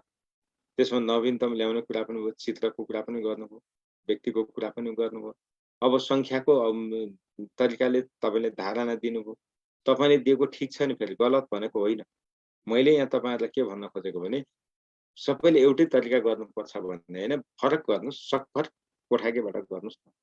उदाहरणको लागि तपाईँले 2 जना विद्यार्थी बोलाउन सक्नुहुन्छ। ल तिमीहरूले श्याम भन त तिम्रो सर्टमा लगाएका टाँक कतिवटा छन्? ल हरि भन त तिम्रो टाँक कतिवटा छन्? सर्टको टाँक। तिमीहरू दुईटैको टाँकलाई एक ठाउँ मिसाउँदा कति होलान्? ल श्याम तिमी हरिसँग हात मिलाउ त भन्यो। ल हरि तिमी भन त तिम्रो एउटा हातमा कतिवटा औँला छन्? यतिवटा। तिमीलाई दुईटै उसमा मिसाउँदा कतिवटा भयो? तिमीहरू हात मिलाउँदा कति भयो? तपाईँले जसरी पनि गर्न सक्नुहुन्छ। योभन्दा सजिलो क्वेसन के हुन्छ? त्यही भएर मैले के भन्दिनँ, यो तपाईँहरूले एकदमै सजिलोसँग गर्नु भएको छ। मात्रै के चाहियो भने तपाईँले पृष्ठभूमि लेख्नु पर्यो, अनि पछाडि निष्कर्ष पनि लेख्नु पर्यो। र यहाँ लेख्दाखेरि गर्न सक्ने 5 वटा क्रियाकलाप भनेको छ। सजिलो, धेरै सामग्री पनि नचाहिने, तर सिकाउन पनि मजाले सकियो। त्यो खालका क्रियाकलाप चाहिँ तपाईँहरूले राख्नुभयो भने जाति हुन्छ है। सकभर कक्षाकै सामग्री प्रयोग गर्ने, बाहिरबाट ल्याउने सामग्रीको प्रयोग नगर्ने। जस्तो त्यहाँ त के भयो मिसाउने त हो नि, डेस्क बेन्च बन्न लगाएर पनि हुन्छ, केही लागेन। विद्यार्थीहरूले लगाएका क्लिपहरू नै खोलेर पनि प्रयोग गर्न सकिन्छ, कलमहरूलाई मिसाउन सकिन्छ। मैले आइडिया मात्रै भनेको है, बाहिरबाट सामान चाहिँदैन। कोठेमा भएको सामानलाई युटिलाइज गर्ने गरी तपाईँले प्रयोग गर्न सक्नुहुन्छ। अब चित्रकै कुरा पनि त्यहाँ कक्षा सजावटको रूपमा त विद्यार्थीहरूले पहिलेदेखि बनाएका चित्रहरू त झुन्डाकै हुन्छ।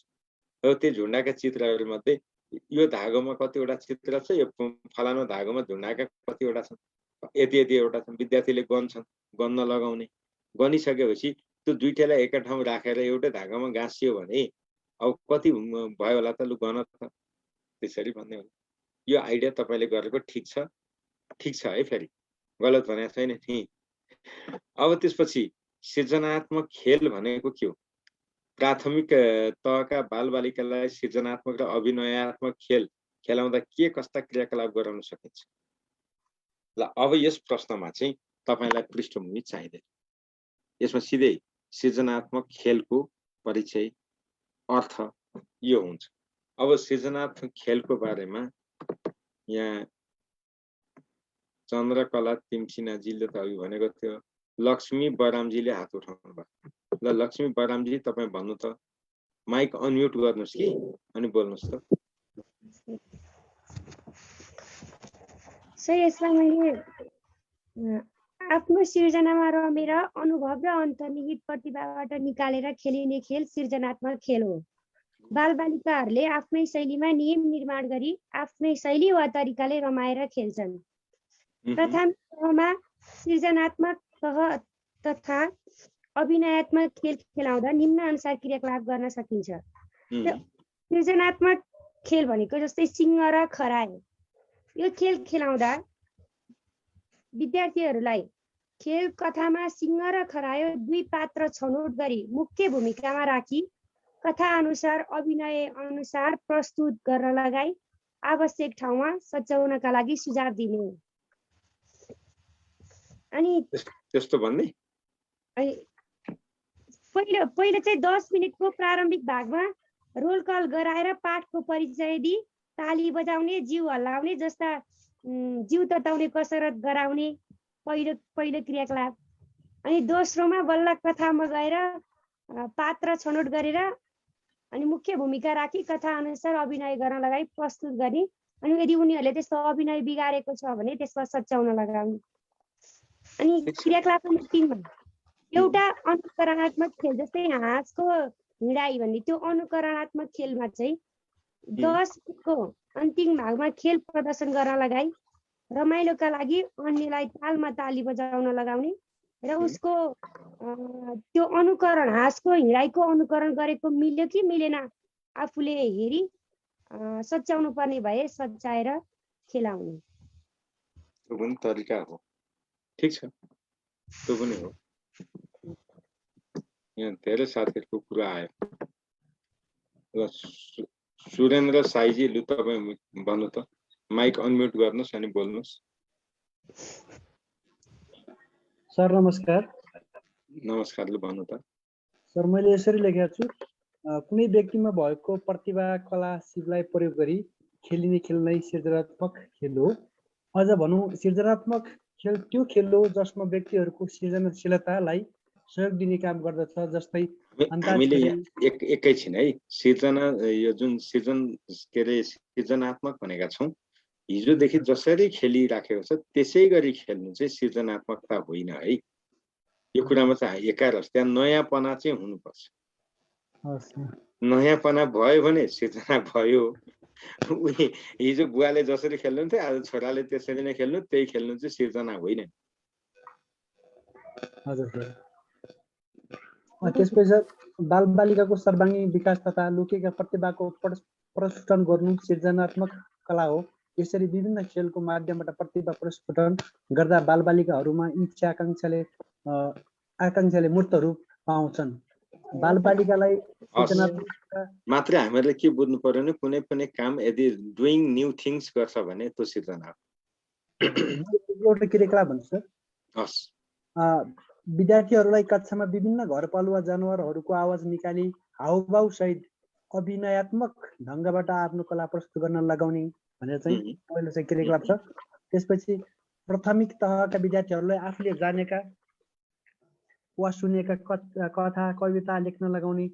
यस्तो गर्दा विद्यार्थीलाई आफ्ना सृजना प्रस्फुटन गर्नमा स्वतन्त्र वातावरण सृजना गरिदिने। हस्, तपाईँलाई एकदम धन्यवाद। ल खगेन्द्र पाठकजी तपाईँ बोल्नुहुन्छ।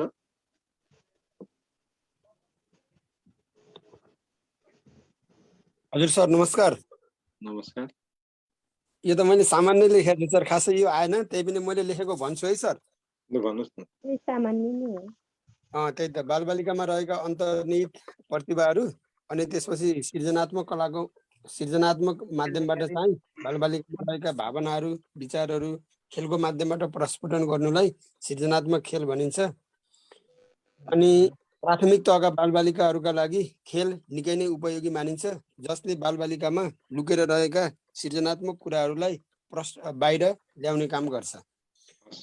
अब प्राथमिक तहका बालबालिकाहरूलाई सृजनात्मक तथा अभिनयात्मक खेल खेलाउँदा निम्नानुसार क्रियाकलाप गराउन सकिन्छ भनेर लेखेको छ। ल हस् धन्यवाद तपाईँले। ल सन्ध्या नेपालजी तपाईँ बोल्नुहोस् त। हजुर सर नमस्कार। नमस्कार। बालबालिकाहरूले आफै सोचेर देखाउने नयाँ प्रतिभा वा क्षमताको सृजना गर्न सहयोग पुर्याउने खेलहरूलाई सृजनात्मक खेल भनिन्छ। एकदम धन्यवाद। एकछिन है, अरू साथीहरूले सुन्नुहोस् है। मैले अघि भन्दै गरेको कुरा के भने doing new things, doing something differently, फरक तरिकाले गर्नु सृजनात्मक। त्यो कुरा अहिले सन्ध्याजीले भन्नुभयो, फेरि एकचोटि दोहोऱ्याएर भनिदिनु सन्ध्याजी। बालबालिकाहरूले आफै सोचेर देखाउने नयाँ प्रतिभा वा क्षमताको सृजना गर्न सहयोग पुर्याउने खेलहरूलाई सृजनात्मक खेल भनिन्छ। सृजनात्मक खेल विद्यार्थीले आफै सोचेर आफ्नै प्रतिभाले खेल्ने खेल हो। यी खेलहरूको माध्यमबाट बालबालिकाहरूको शारीरिक, मानसिक, बौद्धिक एवं संवेगात्मक पक्षका विकास हुन्छ। सृजनात्मक खेल खेलाउँदा बालबालिकाहरूको रुचि, चाहना, इच्छा, क्षमता, उमेर आदि पक्षहरूलाई ध्यान दिनुपर्दछ। त्यसै गरी बालबालिकाहरूको बाल मनोविज्ञान बुझेर मात्रै सृजनात्मक तथा अभिनयात्मक खेल खेलाउन पर्दछ। यसका लागि निम्नलिखित कुराहरूलाई ध्यानमा राखी विभिन्न क्रियाकलाप गर्दै खेलाउन सकिन्छ। ल अब यसो गरौँ, रबिन कार्कीजीले पनि बोल्छु भन्नुभयो, रबिनजीलाई पनि पालो दिउँ। हजुर सर नमस्कार सर। मेरो चाहिँ नि सर यो सबै साथीहरूबाट राम्रै उत्तर आयो कि मैले यहाँ हजुरले यो जुन 9 नम्बरको क्वेसन बनाउनु भएको छ नि, त्यस्तै खालको एउटा समस्यामूलक क्वेसन मैले हजुरलाई पहिलेदेखि नै सोध्न खोजेको, मैले राखिहाल्छु है सर। भन्नु न। तल कक्षा 4 मा अध्ययन गर्ने 2 जना विद्यार्थीहरूको अवस्था अध्ययन गर्नुहोस् भनेको छ क्वेसन।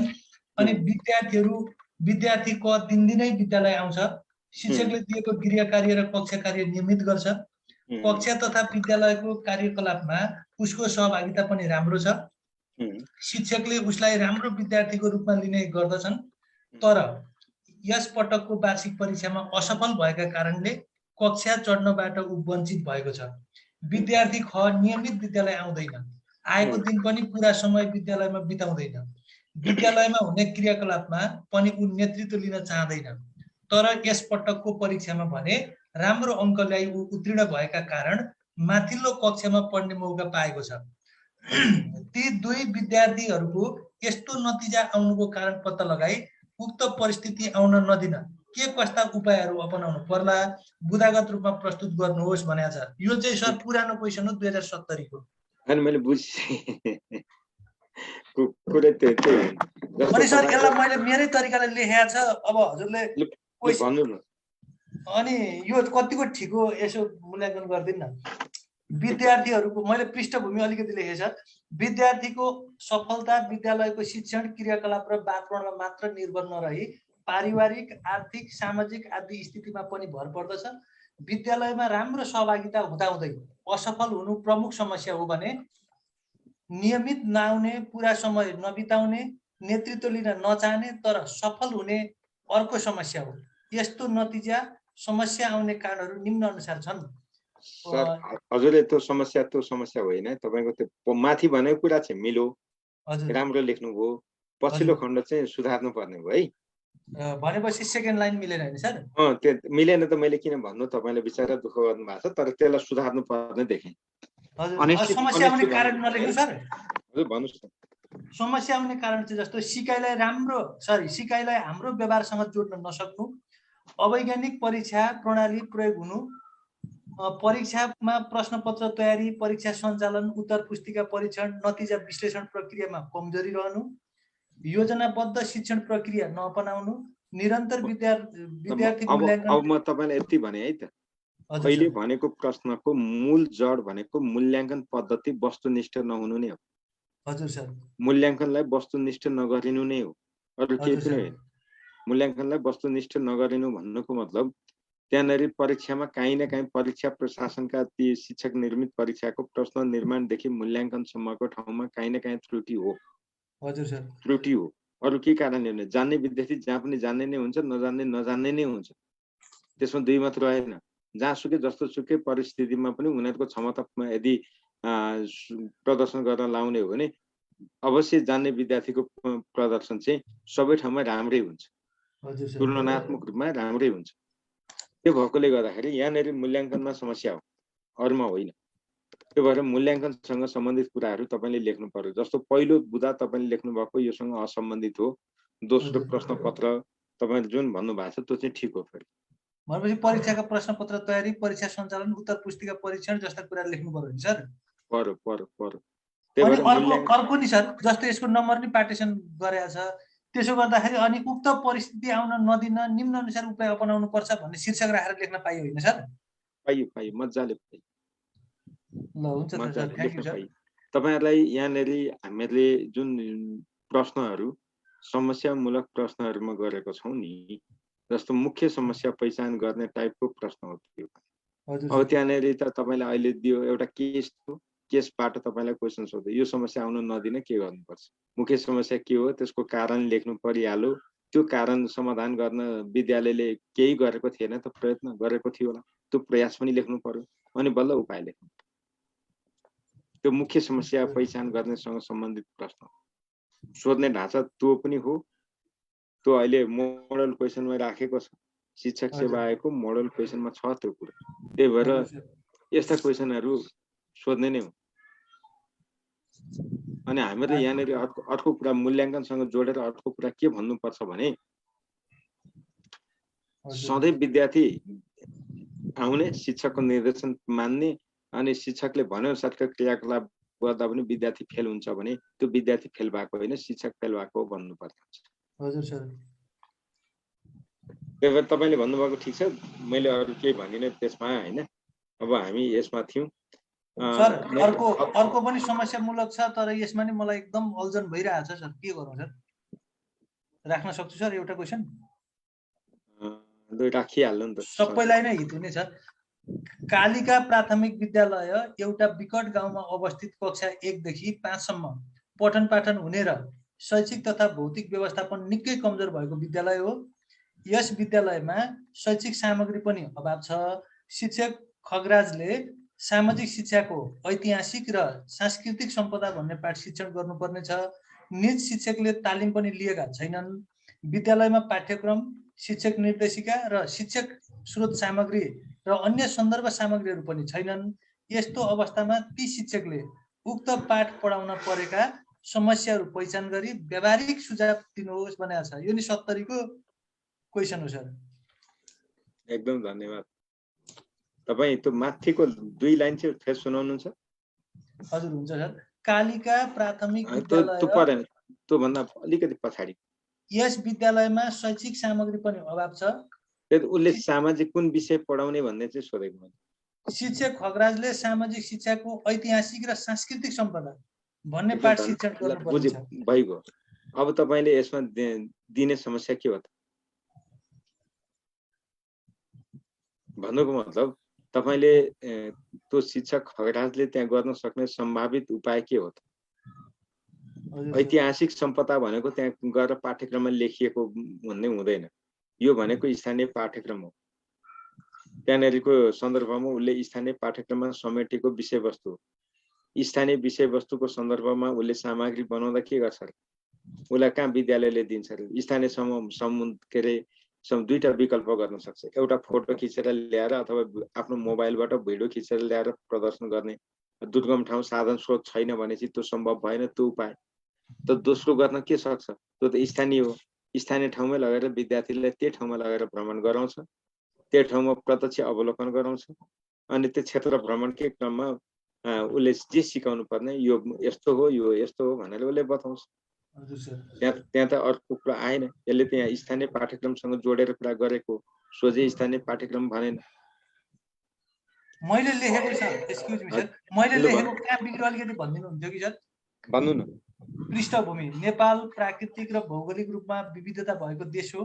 अग्ला अग्ला हिमाल, पहाड, खोज, उपत्यका, तराई आदि विविधताका कारण यातायात, शिक्षा, स्वास्थ्य जस्ता कुराहरू त्यस्ता विविधता भएका स्थानमा बस्ती अर्थात् स्थानका बस्तीहरूमा अपेक्षाकृत पुर्याउन सकिएको छैन भने विभिन्न विद्यालयहरूमा पठन पाठन लगायत शैक्षिक तथा भौतिक व्यवस्थापन पनि कमजोर छ।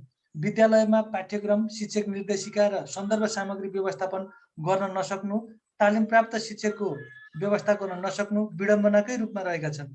यस्तो परिस्थितिमा शिक्षक खगराजले ऐतिहासिक र सांस्कृतिक सम्पदा पाठ पढाउन परेका समस्याहरू निम्न अनुसार छन् भनेर समस्या पोइन्टमा लेखे। पाठ्यक्रम, शिक्षक निर्देशिका र सन्दर्भ सामग्रीको अभाव, अब यसलाई व्याख्या गरेको छु। अनि दोस्रो नम्बरमा छ शैक्षिक सामग्रीको अभाव, यसलाई पनि व्याख्या गरेको छु। शिक्षकमा तालिमको अभाव, भौतिक तथा कक्षा कोठा व्यवस्थापन कमजोर अनि विकट गाउँमा विद्यालय हुनु। यो प्रश्नमा यसरी लेख्ने भनेकै होइन हो सर। तपाईँ उल्टो बाटो हिँड्नु। मैले स्पष्ट भने तपाईँ उल्टो बाटो हिँड्नु। प्रश्नले के भन्यो भने एउटा केस दियो। केस के दियो भने दुर्गम ठाउँ छ, तालिम प्राप्त त के शिक्षकै छैनन्, त्यहाँनेरि तालिम प्राप्त शिक्षक पनि छैन, पाठ्यक्रम छैन, भन्नु मतलब शैक्षणिक सामग्री छैनन्, अलमोस्ट रिसोर्सेसहरूको अभाव छ। केवल एउटा व्यक्ति छ, त्यो हो शिक्षक। तपाईले त्यो ऐतिहासिक सम्पदा भन्ने पाठ पढाउँदै हुनुहुन्छ। ऐतिहासिक सम्पदा भनेको त्यो त्यही ठाउँमा पुरातनदेखि चल्दै आएको सम्पदा हो। यो भनेको लोकल पाठसँग लोकल पाठ्यक्रममा समेटेको विषयवस्तु हो। त्यो ऐतिहासिक सम्पदा भनेको विद्यालयकै सेवा क्षेत्रभित्रको कुनै भूगोलमा छ। त्यहाँनिर हामीले विद्यार्थीलाई पैदल नै क्षेत्र भ्रमण गराउन सक्छौँ र क्षेत्र भ्रमणकै क्रममा शिक्षकले ती कुराहरू यो यस्तो हो भने व्याख्या विश्लेषण गरेर विद्यार्थीलाई बुझाउन सक्दछ। र त्यसको लागि शिक्षक निर्देशिका, शिक्षण सामग्री या तालिम प्राप्त शिक्षक हुनु पर्दैन, चाहिँदैन।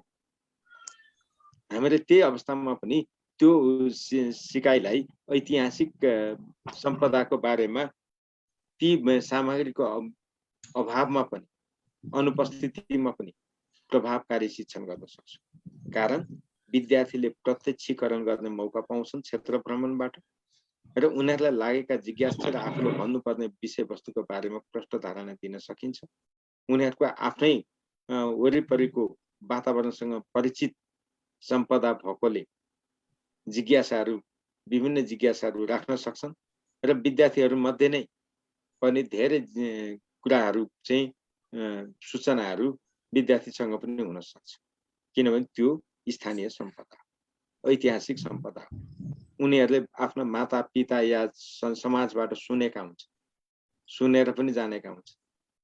त्यही भएर त्यसैलाई युटिलाइज गर्ने गरी तपाईँले कुरा लेख्नुभयो भने सही हुन्छ, नत्र मिलेन। यो त स्थानीय पाठ्यक्रमको कुरा नै हो है सर, स्थानीय पाठ्यक्रम। अब सुन्नु न एकछिन, अब दोस्रो विकल्प होइन, मानिलिउँ एकछिनलाई यो स्थानीय पाठ्यक्रममा रहेन रहेछ, केन्द्रीय पाठ्यक्रममै राखेको ऐतिहासिक पाठ। त्यसो हो भने त्यो शिक्षकले त्यो ऐतिहासिक पाठसँग सन्दर्भ मिल्ने पाठ्य पुस्तक मात्रै त होइन नि त, सन्दर्भ सामग्रीको पनि त प्रयोग गर्न सक्छ नि। अथवा आजको दिनको कुरा गर्ने भने गुगल सर्च गरेर टेक्नोलोजीको प्रयोग गरेर त्यस्ता ऐतिहासिक सम्पदाहरू त राष्ट्रिय स्तरका सम्पदाहरू त जुनसुकै वेबसाइटमा भेटिन्छ, सजिलै डाउनलोड गर्न सकिन्छ, चित्रहरू भेटिन्छ, भिडियोहरू भेटिन्छ, तिनीहरूलाई चाहिँ प्रयोग गर्न सक्छ। ती प्रयोग गर्न भिडियो प्रयोग गर्नलाई प्रदर्शन गर्नलाई तालिम प्राप्त शिक्षक पनि हुनु पर्यो। त्यसको लागि विद्यार्थीहरूसँग आफूसँग भएको मोबाइल प्रयोग गरेर गर्न सक्छ, मोबाइल फोनबाट विद्यार्थीहरूलाई प्रदर्शित गर्न सक्छ। विद्यालय दुर्गम हुँदैमा अहिलेको दिनमा सबै विद्यालयसँग 51.3% विद्यालयसँग कम्प्युटर पुगेको छ। त्यहाँनिर अरू सामग्री नहुँदैमा कम्प्युटर छैन भन्न सकिने अवस्था पनि होइन। दोस्रो विकल्प मैले एक कुरा गरेँ, ल त्यो छैन, त्यो छैन त तेस्रो विकल्प के हुन्छ? त्यो ऐतिहासिक सम्पदाको बारेमा शिक्षकलाई आफूलाई थाहा छैन भने त्यही विद्यालयका अन्य शिक्षक वा समुदायका जान्ने व्यक्ति, ज्येष्ठ नागरिक, तिनीहरूसँग त्यो सम्पदाको बारेमा कुरा गरेर त्यहाँबाट इन्फर्मेसन लिएर सूचना लिएर पनि विद्यार्थीलाई कक्षामा शिक्षण गर्न सक्छ। मैले 3टा विकल्प भने है। यो यस्तो क्वेशन चाहिँ कतिवटा आउने हो सर परीक्षामा? यस्तो क्वेशन 2टा हुन्छ। त्यही भएर त यहाँ तपाईहरुलाई जस्तो पुरै बुझिदो रहेन रहेछ, गाह्रो बनाउने भने होइन, क्वेशन नबुझे त डुबिन्छ। मैले त्यही भएर तपाईहरुलाई के भनेको छु, सबै साथीहरुलाई भने कुराहरू अब यस्तै हुन्। तपाईहरुलाई मसँग यस्तो क्वेशन 10 वटा छ सर। क्वेशन 20 वटा भएर के काम भयो? तपाईले एउटै क्वेशनमा लेख्ने त्यही प्याटर्न त मैले लेखेको सबै आन्सर बाँकी राखेको छ। हजुरले भनिदिनु हुन्थ्यो कि अब म पछि यो कहिलेसम्म चल्छ यस्तो क्लास, त्यो बेला म मौका लिएर गर्छु सर। होइन, यहाँनिर त के भने मैले त तपाईहरुलाई धेरै क्वेशनहरू यसमा समेटेको छु। सामाजिकका क्वेशन मैले क्लासमा क्वेशन मात्रै देखाएको छु, त्यसको आन्सर बाँकी छ, त्यो गर्दैछु।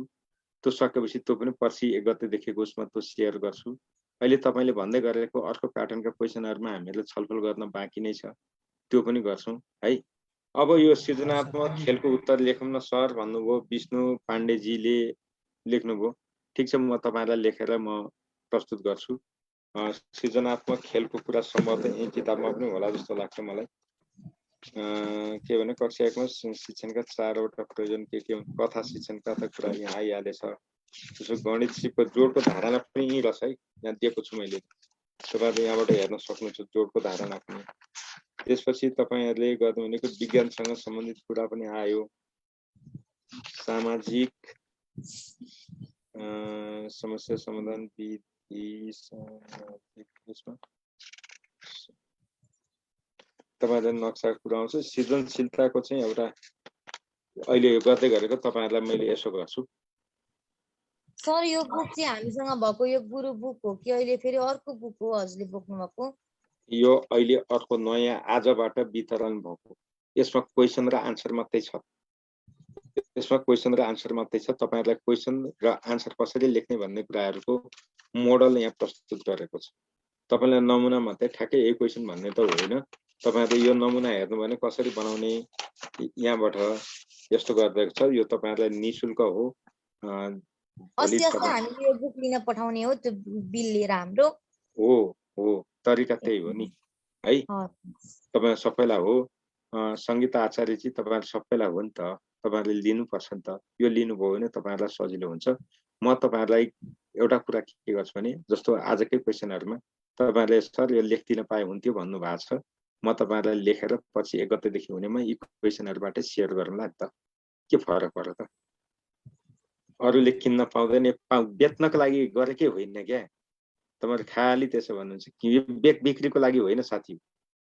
यो पुस्तक भनेको बिक्रीको लागि, त्यहाँ बेचेर पैसा कमाउला भनेर लेखेकै होइन। यो शुद्ध यहाँ पढ्न आउने साथीहरूलाई कम्तीमा अलिकति नमुना होस्, मोडेल होस्, लेख्न सजिलो होस्। अलिकति क्लासमा गर्दै जाँदा क्लासमा पनि धेरैचोटि अभ्यास गर्यौं नि त गर्न त, तर अब त्यति गर्दा नि अझै पुगेन कि झुकिन्छ कि भन्ने हिसाबले पनि हो। अनि फेरि इस्यु बेस्ड क्वेसनहरू सोध्छ। अब इस्यु बेस्ड क्वेसनहरूमा चाहिँ हाम्रो लेखाइ पुग्दैन। सैद्धान्तिक क्वेसनमा हाम्रो लेखाइ पुग्छ, तर इस्यु बेस्ड व्यावहारिक क्वेसनमा हाम्रो आन्सर नपुग्न सक्छ, एरिया छुट्छ। त्यो भएकोले त्यो नछुटोस् भनेर समेटिएको मात्रै त भने है, मैले अरू केही पनि होइन। अब मेलमा त यो सम्भव छैन, त्यो कुरा नगर्नु। तपाईहरुले यहाँनेरि मेलमा कसरी पठाउनु भन्नु त? तपाईहरुलाई इलेक्ट्रोनिक कपी त सम्भवतः म भन्न सक्दिनँ त्यसको बारेमा, त्यो चाहिँ माधव सरले भन्नुहुन्छ। तर म चाहिँ के भन्छु भने पढाउन चाहिँ अनलाइन हुने अनि नहुने भन्ने तपाईहरुको कुरासँग मेरो कतिपय कुरामा असहमति पनि छ। तर तपाईहरुले त विद्यार्थीको आफ्नो आँखाले मात्रै हेर्नुहुन्छ, यता केही कुराहरू व्यवस्थापकीयले पनि हेर्नुहुन्छ। अब मैले त केही भन्दिनँ, तर मैले यति भने कि तपाईहरुले यो निशुल्क हो। हाम्रो गोविन्द डाङ्गीजीले देखाइसक्नुभयो, उहाँले लगिसक्नु भएको रहेछ। त्यही भएर मैले अरू केही भन्दिनँ।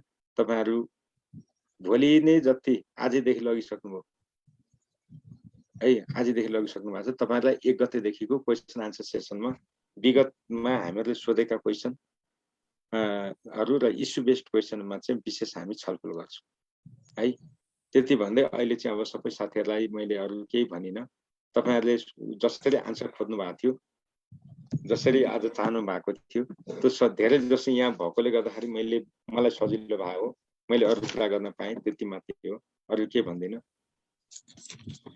म त पढाइराखेको छु सावित्रीजी, कुन क्लासमा हो थाहा छैन। तर तपाईहरुलाई म एउटा निवेदन के गर्छु भने यहाँनेरि विद्यार्थी तपाईहरुले लेख्नु भएको कपी यी नै हुन्। यहाँ ल्याएको छु, केही स्याम्पल ल्याएको छु, सबैको होइन, मैले र्यान्डमली छानेको हुँ। उहाँहरूले लेख्नु भएको राम्रै छ। मैले यहाँ यसो हेर्छु, पृष्ठभूमि ढाँचा राम्रोसँग पालना गर्नु भएको छ अनि लेख्नु पनि भएको छ। जति लेख्नुपर्ने हो टाइममा लेख्न कोसिस गर्नु भएको छ। मैले यसो हेर्छु, नराम्रो छैन, राम्रै लेख्नु भएको छ। सर हजुरको क्लास त अनि अनलाइन त हामीले त लिनै पाएको छैन त। बेलुकाको क्लासमा अनलाइन क्लास त हजुर त आउनै भएको छैन त। मैले क्लास लिएदेखि त। तपाईँ कहिलेदेखि? मैले लिएको 6-7 गतेदेखि। 7 गते भनेको जेठको 7 गते? हजुर। अनि युनिट 1, 2, 3 पढिसक्नुभयो? मैले त त्यो तिनीहरू त पढेकै छैन। मैले पढ्दाखेरि त सरले सामाजिक देखि सुरु गर्नुभएको थियो, सामाजिक पढाउँदै हुनु। त्यसो नै हुन बाँकी होला त्यो पढ्ने कि त। मैले तपाईहरुलाई भन्न खोजेको के भने ठिक छ, अब त्यसरी पर्खिने टाइम छैन। तपाईहरुले जति सक्दो चाँडो यो कलेक्सन गर्नुस्, निशुल्क हो, तपाईहरु सबैको लागि हो, पुग्ने मात्रामा छ। यहाँबाट अरू केही नभए पनि तपाईले अगाडिका क्वेसनहरू हेर्दाखेरि मैले विषयगतमा निष्कर्ष अनि पृष्ठभूमि त्यो लेख्न मैले भ्याइनँ। समय मैले अघि नै भनिसके, दोहोर्याउँदिनँ। तर त्यो भन्दा अगाडिका क्वेसनहरूबाट तपाईहरुलाई यो कुराको आभास हुन्छ, त्यहाँबाट तपाईहरुले गर्नु होला। अनि 1 गतेदेखिबाट हुनेमा चाहिँ हामी के गर्छौं भने जस्तो हामीहरूले नै सोधेका क्वेसनहरू त्यसैमा बेस भएर मूलतः यो किताबमा नसमेटेका कुराहरू त्यो चाहिँ केही लेख्छौं र तपाईसँग स्क्रिन शेयर पनि गर्छौं। तपाईहरुले त्यहाँबाट पनि त हेर्न पाउनुहुन्छ नि त। सरकै क्लास पिडिएफमा जोडिएको, तर सरकै क्लास चाहिँ मैले एउटै पनि लिन पाएको छैन। त्यसै त नभन्नु होला। हामी सकेसम्म तपाईहरुलाई निराश नबनाउने गरी नै पढाइराखेका छौं। शैक्षणिक योजना सुन्नु न, धेरै साथीहरू ढिलो आउनुभयो। जो साथीहरू पहिले जोडिनु भयो उहाँहरूलाई त हामीले मेरो तर्फबाट त थन्डाइको थ्योरी जस्तो स्ट्याम्प इन भइसक्यो, उहाँहरू फेल हुँदैन। जो साथीहरूले पहिलेदेखि लेख्ने अभ्यास गर्नु, तपाईहरुको पढाइको कमजोरी होइन अहिले। सुन्नुस् है, अहिलेको स्थितिमा तपाईहरुको पढ्ने विषयवस्तुको कमजोरी होइन। तपाईको जे विषयवस्तु जति जान्नु भएको छ त्यही कुरालाई लेख्न चाहिँ तपाईँहरूलाई गाह्रो भएको छ क्या। लेख्न चाहिँ हामीले सोचेको जो तरिकामा तपाईँहरू आउन सक्नु भएको छैन। त्यही भएर अलिकति त्यसमा चाहिँ डर लागेको छ। तपाईँहरू लेख्नलाई चाहिँ अलिकति पछाडि हुनुहुन्छ है। त्यही भएर अलिक डराएको कारण त्यसमा चाहिँ हो। जस्तो अहिले पछिल्लो समयमा यहाँ हुने फिजिकलमा हुने साथीहरूले पनि कम्तीमा लेख्दाखेरि धेरै फरक पर्दो रहेछ। उहाँहरूले कम्तीमा रियलाइज गर्नुभएको छ। त्यत्रो धेरै ठुलो सुधार भएको त होइन, रियलाइजेसन पनि त एउटा ठुलो कुरा हो नि त। लेख्नलाई मुखले भन्नु जस्तो सजिलो कहाँ हुन्छ? लेख्नु पर्यो, कलम चल्दैन, दिमाग चल्छ, कलम चल्दैन। त्यही भएर अलिकति असहज हुन्छ। तर जो साथीहरूले पहिलेदेखि लेख्नुभयो निकै राम्रो छ। उहाँहरूले पक्का पनि नियुक्ति पाउनुहुन्छ भन्ने लाग्छ मलाई। त्यसमा केही गाह्रो छैन। र शिक्षक सेवा आयोगमा मलाई लाग्छ तपाईँहरूलाई धेरै गाह्रो क्वेसन पनि नसोध्ला र साह्रै सजिला पनि नसोध्ला। तर अराउन्ड 50% क्वेसनहरू तपाईँहरूको सैद्धान्तिक हुन्छ र 50% क्वेसन प्र्याक्टिकल हुन्छ। अघि एकजना सरले जुन मोडल गर्नुभयो, प्रश्न सोध्ने मोडल तिनै हो। केस बेस्ड क्वेसन सोध्छ। त्यस्तो केसमा आधारित 2टा क्वेसन हुन्छ। त्यो भएकोले गर्दाखेरि हामी गर्छौँ।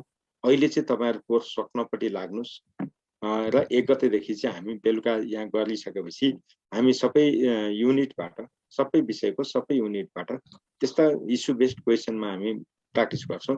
त्यति बेरसम्ममा त हामी धेरै सुधार गरिहाल्छौँ नि। एक्जाम आउनु त अझै पनि टाइम निकै छ नि त, होइन र? सर एउटा क्वेसन होइन सङ्गीताजी प्लिज त्यस्तो होइन। तपाईँ कसरी अर्कोचोटिको लागि यसै पटक त्यस्तो अर्कोचोटि भन्ने हुँदैन। मैले त सिधा भन्छु, तपाईँहरू यहाँ जुन सुरुमा दिएका क्वेसन आन्सर छ त्यो फर्मेटमा जानुहोस्। तपाईँले लोकसेवा आयोगमा असफलता, शिक्षक सेवा आयोगमा असफलता भन्ने चिज नै सुन्न पाउनुहुन्न। तपाईँको डिक्सनरीबाट ती चिज हट्छ, केवल सफलता हुन्छ। तपाईँहरूलाई त्यो गर्न बाँकी नै छ नि त। अहिले त्यही भएर त हतारमा तपाईँहरूलाई यो उपलब्ध गराएको। यो मैले 25 गतेसम्म गराउँछु नै भनेको थिएँ। अहिले त पाउनु भएको छ। यो चाहिँ लगेर तपाईँहरूले यो मोडलमा लेख्ने कोसिस गर्नुहोस्। यदि सम्भव भयो भने तपाईँहरू के अरे 1 गतेदेखिको हुन्छ। अब तपाईँहरूको कुराहरू छ। डर त हुन्छ, एक्जाम भनेपछि डर हुन्छ रञ्जनाजी, आत्तिनु चाहिँ हुँदैन। मैले तपाईँहरूलाई धेरैचोटि क्लासमा भनेको छु, क्वेसन बाँड्नु भन्दा कम्तीमा 3 मिनट अगाडि तपाईँ फ्री माइन्डमा बस्नुपर्छ। यसको पनि महत्त्व छ एक्जाममा आफ्नै। सबै कुरा यहाँ भनेर पनि पार लाग्दैन होला। तर हामीले एउटै कुरा के हो भने विषयवस्तुलाई कसरी प्रस्तुति गर्ने क्या, त्यो चाहिँ महत्त्वपूर्ण कुरा। तपाईँले त्यही कुरालाई गिजोलेर भन्नु हामी सबैलाई आउँछ। गिजोलेर भनेर कहीँ पुगिँदैन, त्यो आउँदैन। तर कन्टेन्ट त पुग्छ। विक्रमजी तपाईँलाई ग्रुप बुकमा भएका कन्टेन्टको लागि चिन्तै गर्नु पर्यो। कन्टेन्ट मजाले पुग्छ, कन्टेन्टको लागि समस्या होइन। तर समस्या के को लागि हो भने तपाईँको प्रस्तुतिकरण, प्रेजेन्टेसन हो। क्वेसन बुझेर प्रेजेन्टेसन गर्नु पर्यो। क्वेसन नबुझिकन टु दी पोइन्ट आउने खालको क्वेसन त सबैले गरिहाल्छन्। जस्तो कक्षा कोठा व्यवस्थापन भनेको के हो, अनि के अरे व्याख्यान विधि भनेको के हो, कक्षा शिक्षण भनेको के हो, बहुकक्षा शिक्षण भनेको के हो, यस्ता क्वेसन प्राय सोध्दैन। यो त आइहाल्छ। अब हामीले लेख्छौँ नि, सिकाइ भनेको के हो भन्दाखेरि के अरे व्यवहारमा आउने परिवर्तन भनिन्छ। त्यो व्यवहारमा आउने परिवर्तन मात्रै लेखेर त कहाँ नम्बर आउँछ? त्यो त एउटा व्यवहारवादी धारणा लेख्नु, त्यहाँ अर्को 3टा धारणा पनि सँगै लेख्नु पर्यो। अनि व्यवहारमा परिवर्तन हुने जति सबै चिज कहाँ सिकाइ हुन्छ। त्यही भएर यो कुराहरू अलिकति सोध्नुपर्छ। सङ्गीताजी हामी अनलाइनमा गर्दैछौँ नि त, 1 गतेबाट त हामी गरिहाल्छौँ नि। अनलाइनमा त के जतिजना भए पनि त भइगयो नि, हामी हाम्रो विद्यार्थीलाई गर्ने त हो नि है। ल एमबी साईजी तपाईँले के भन्न खोज्नु भएको होला?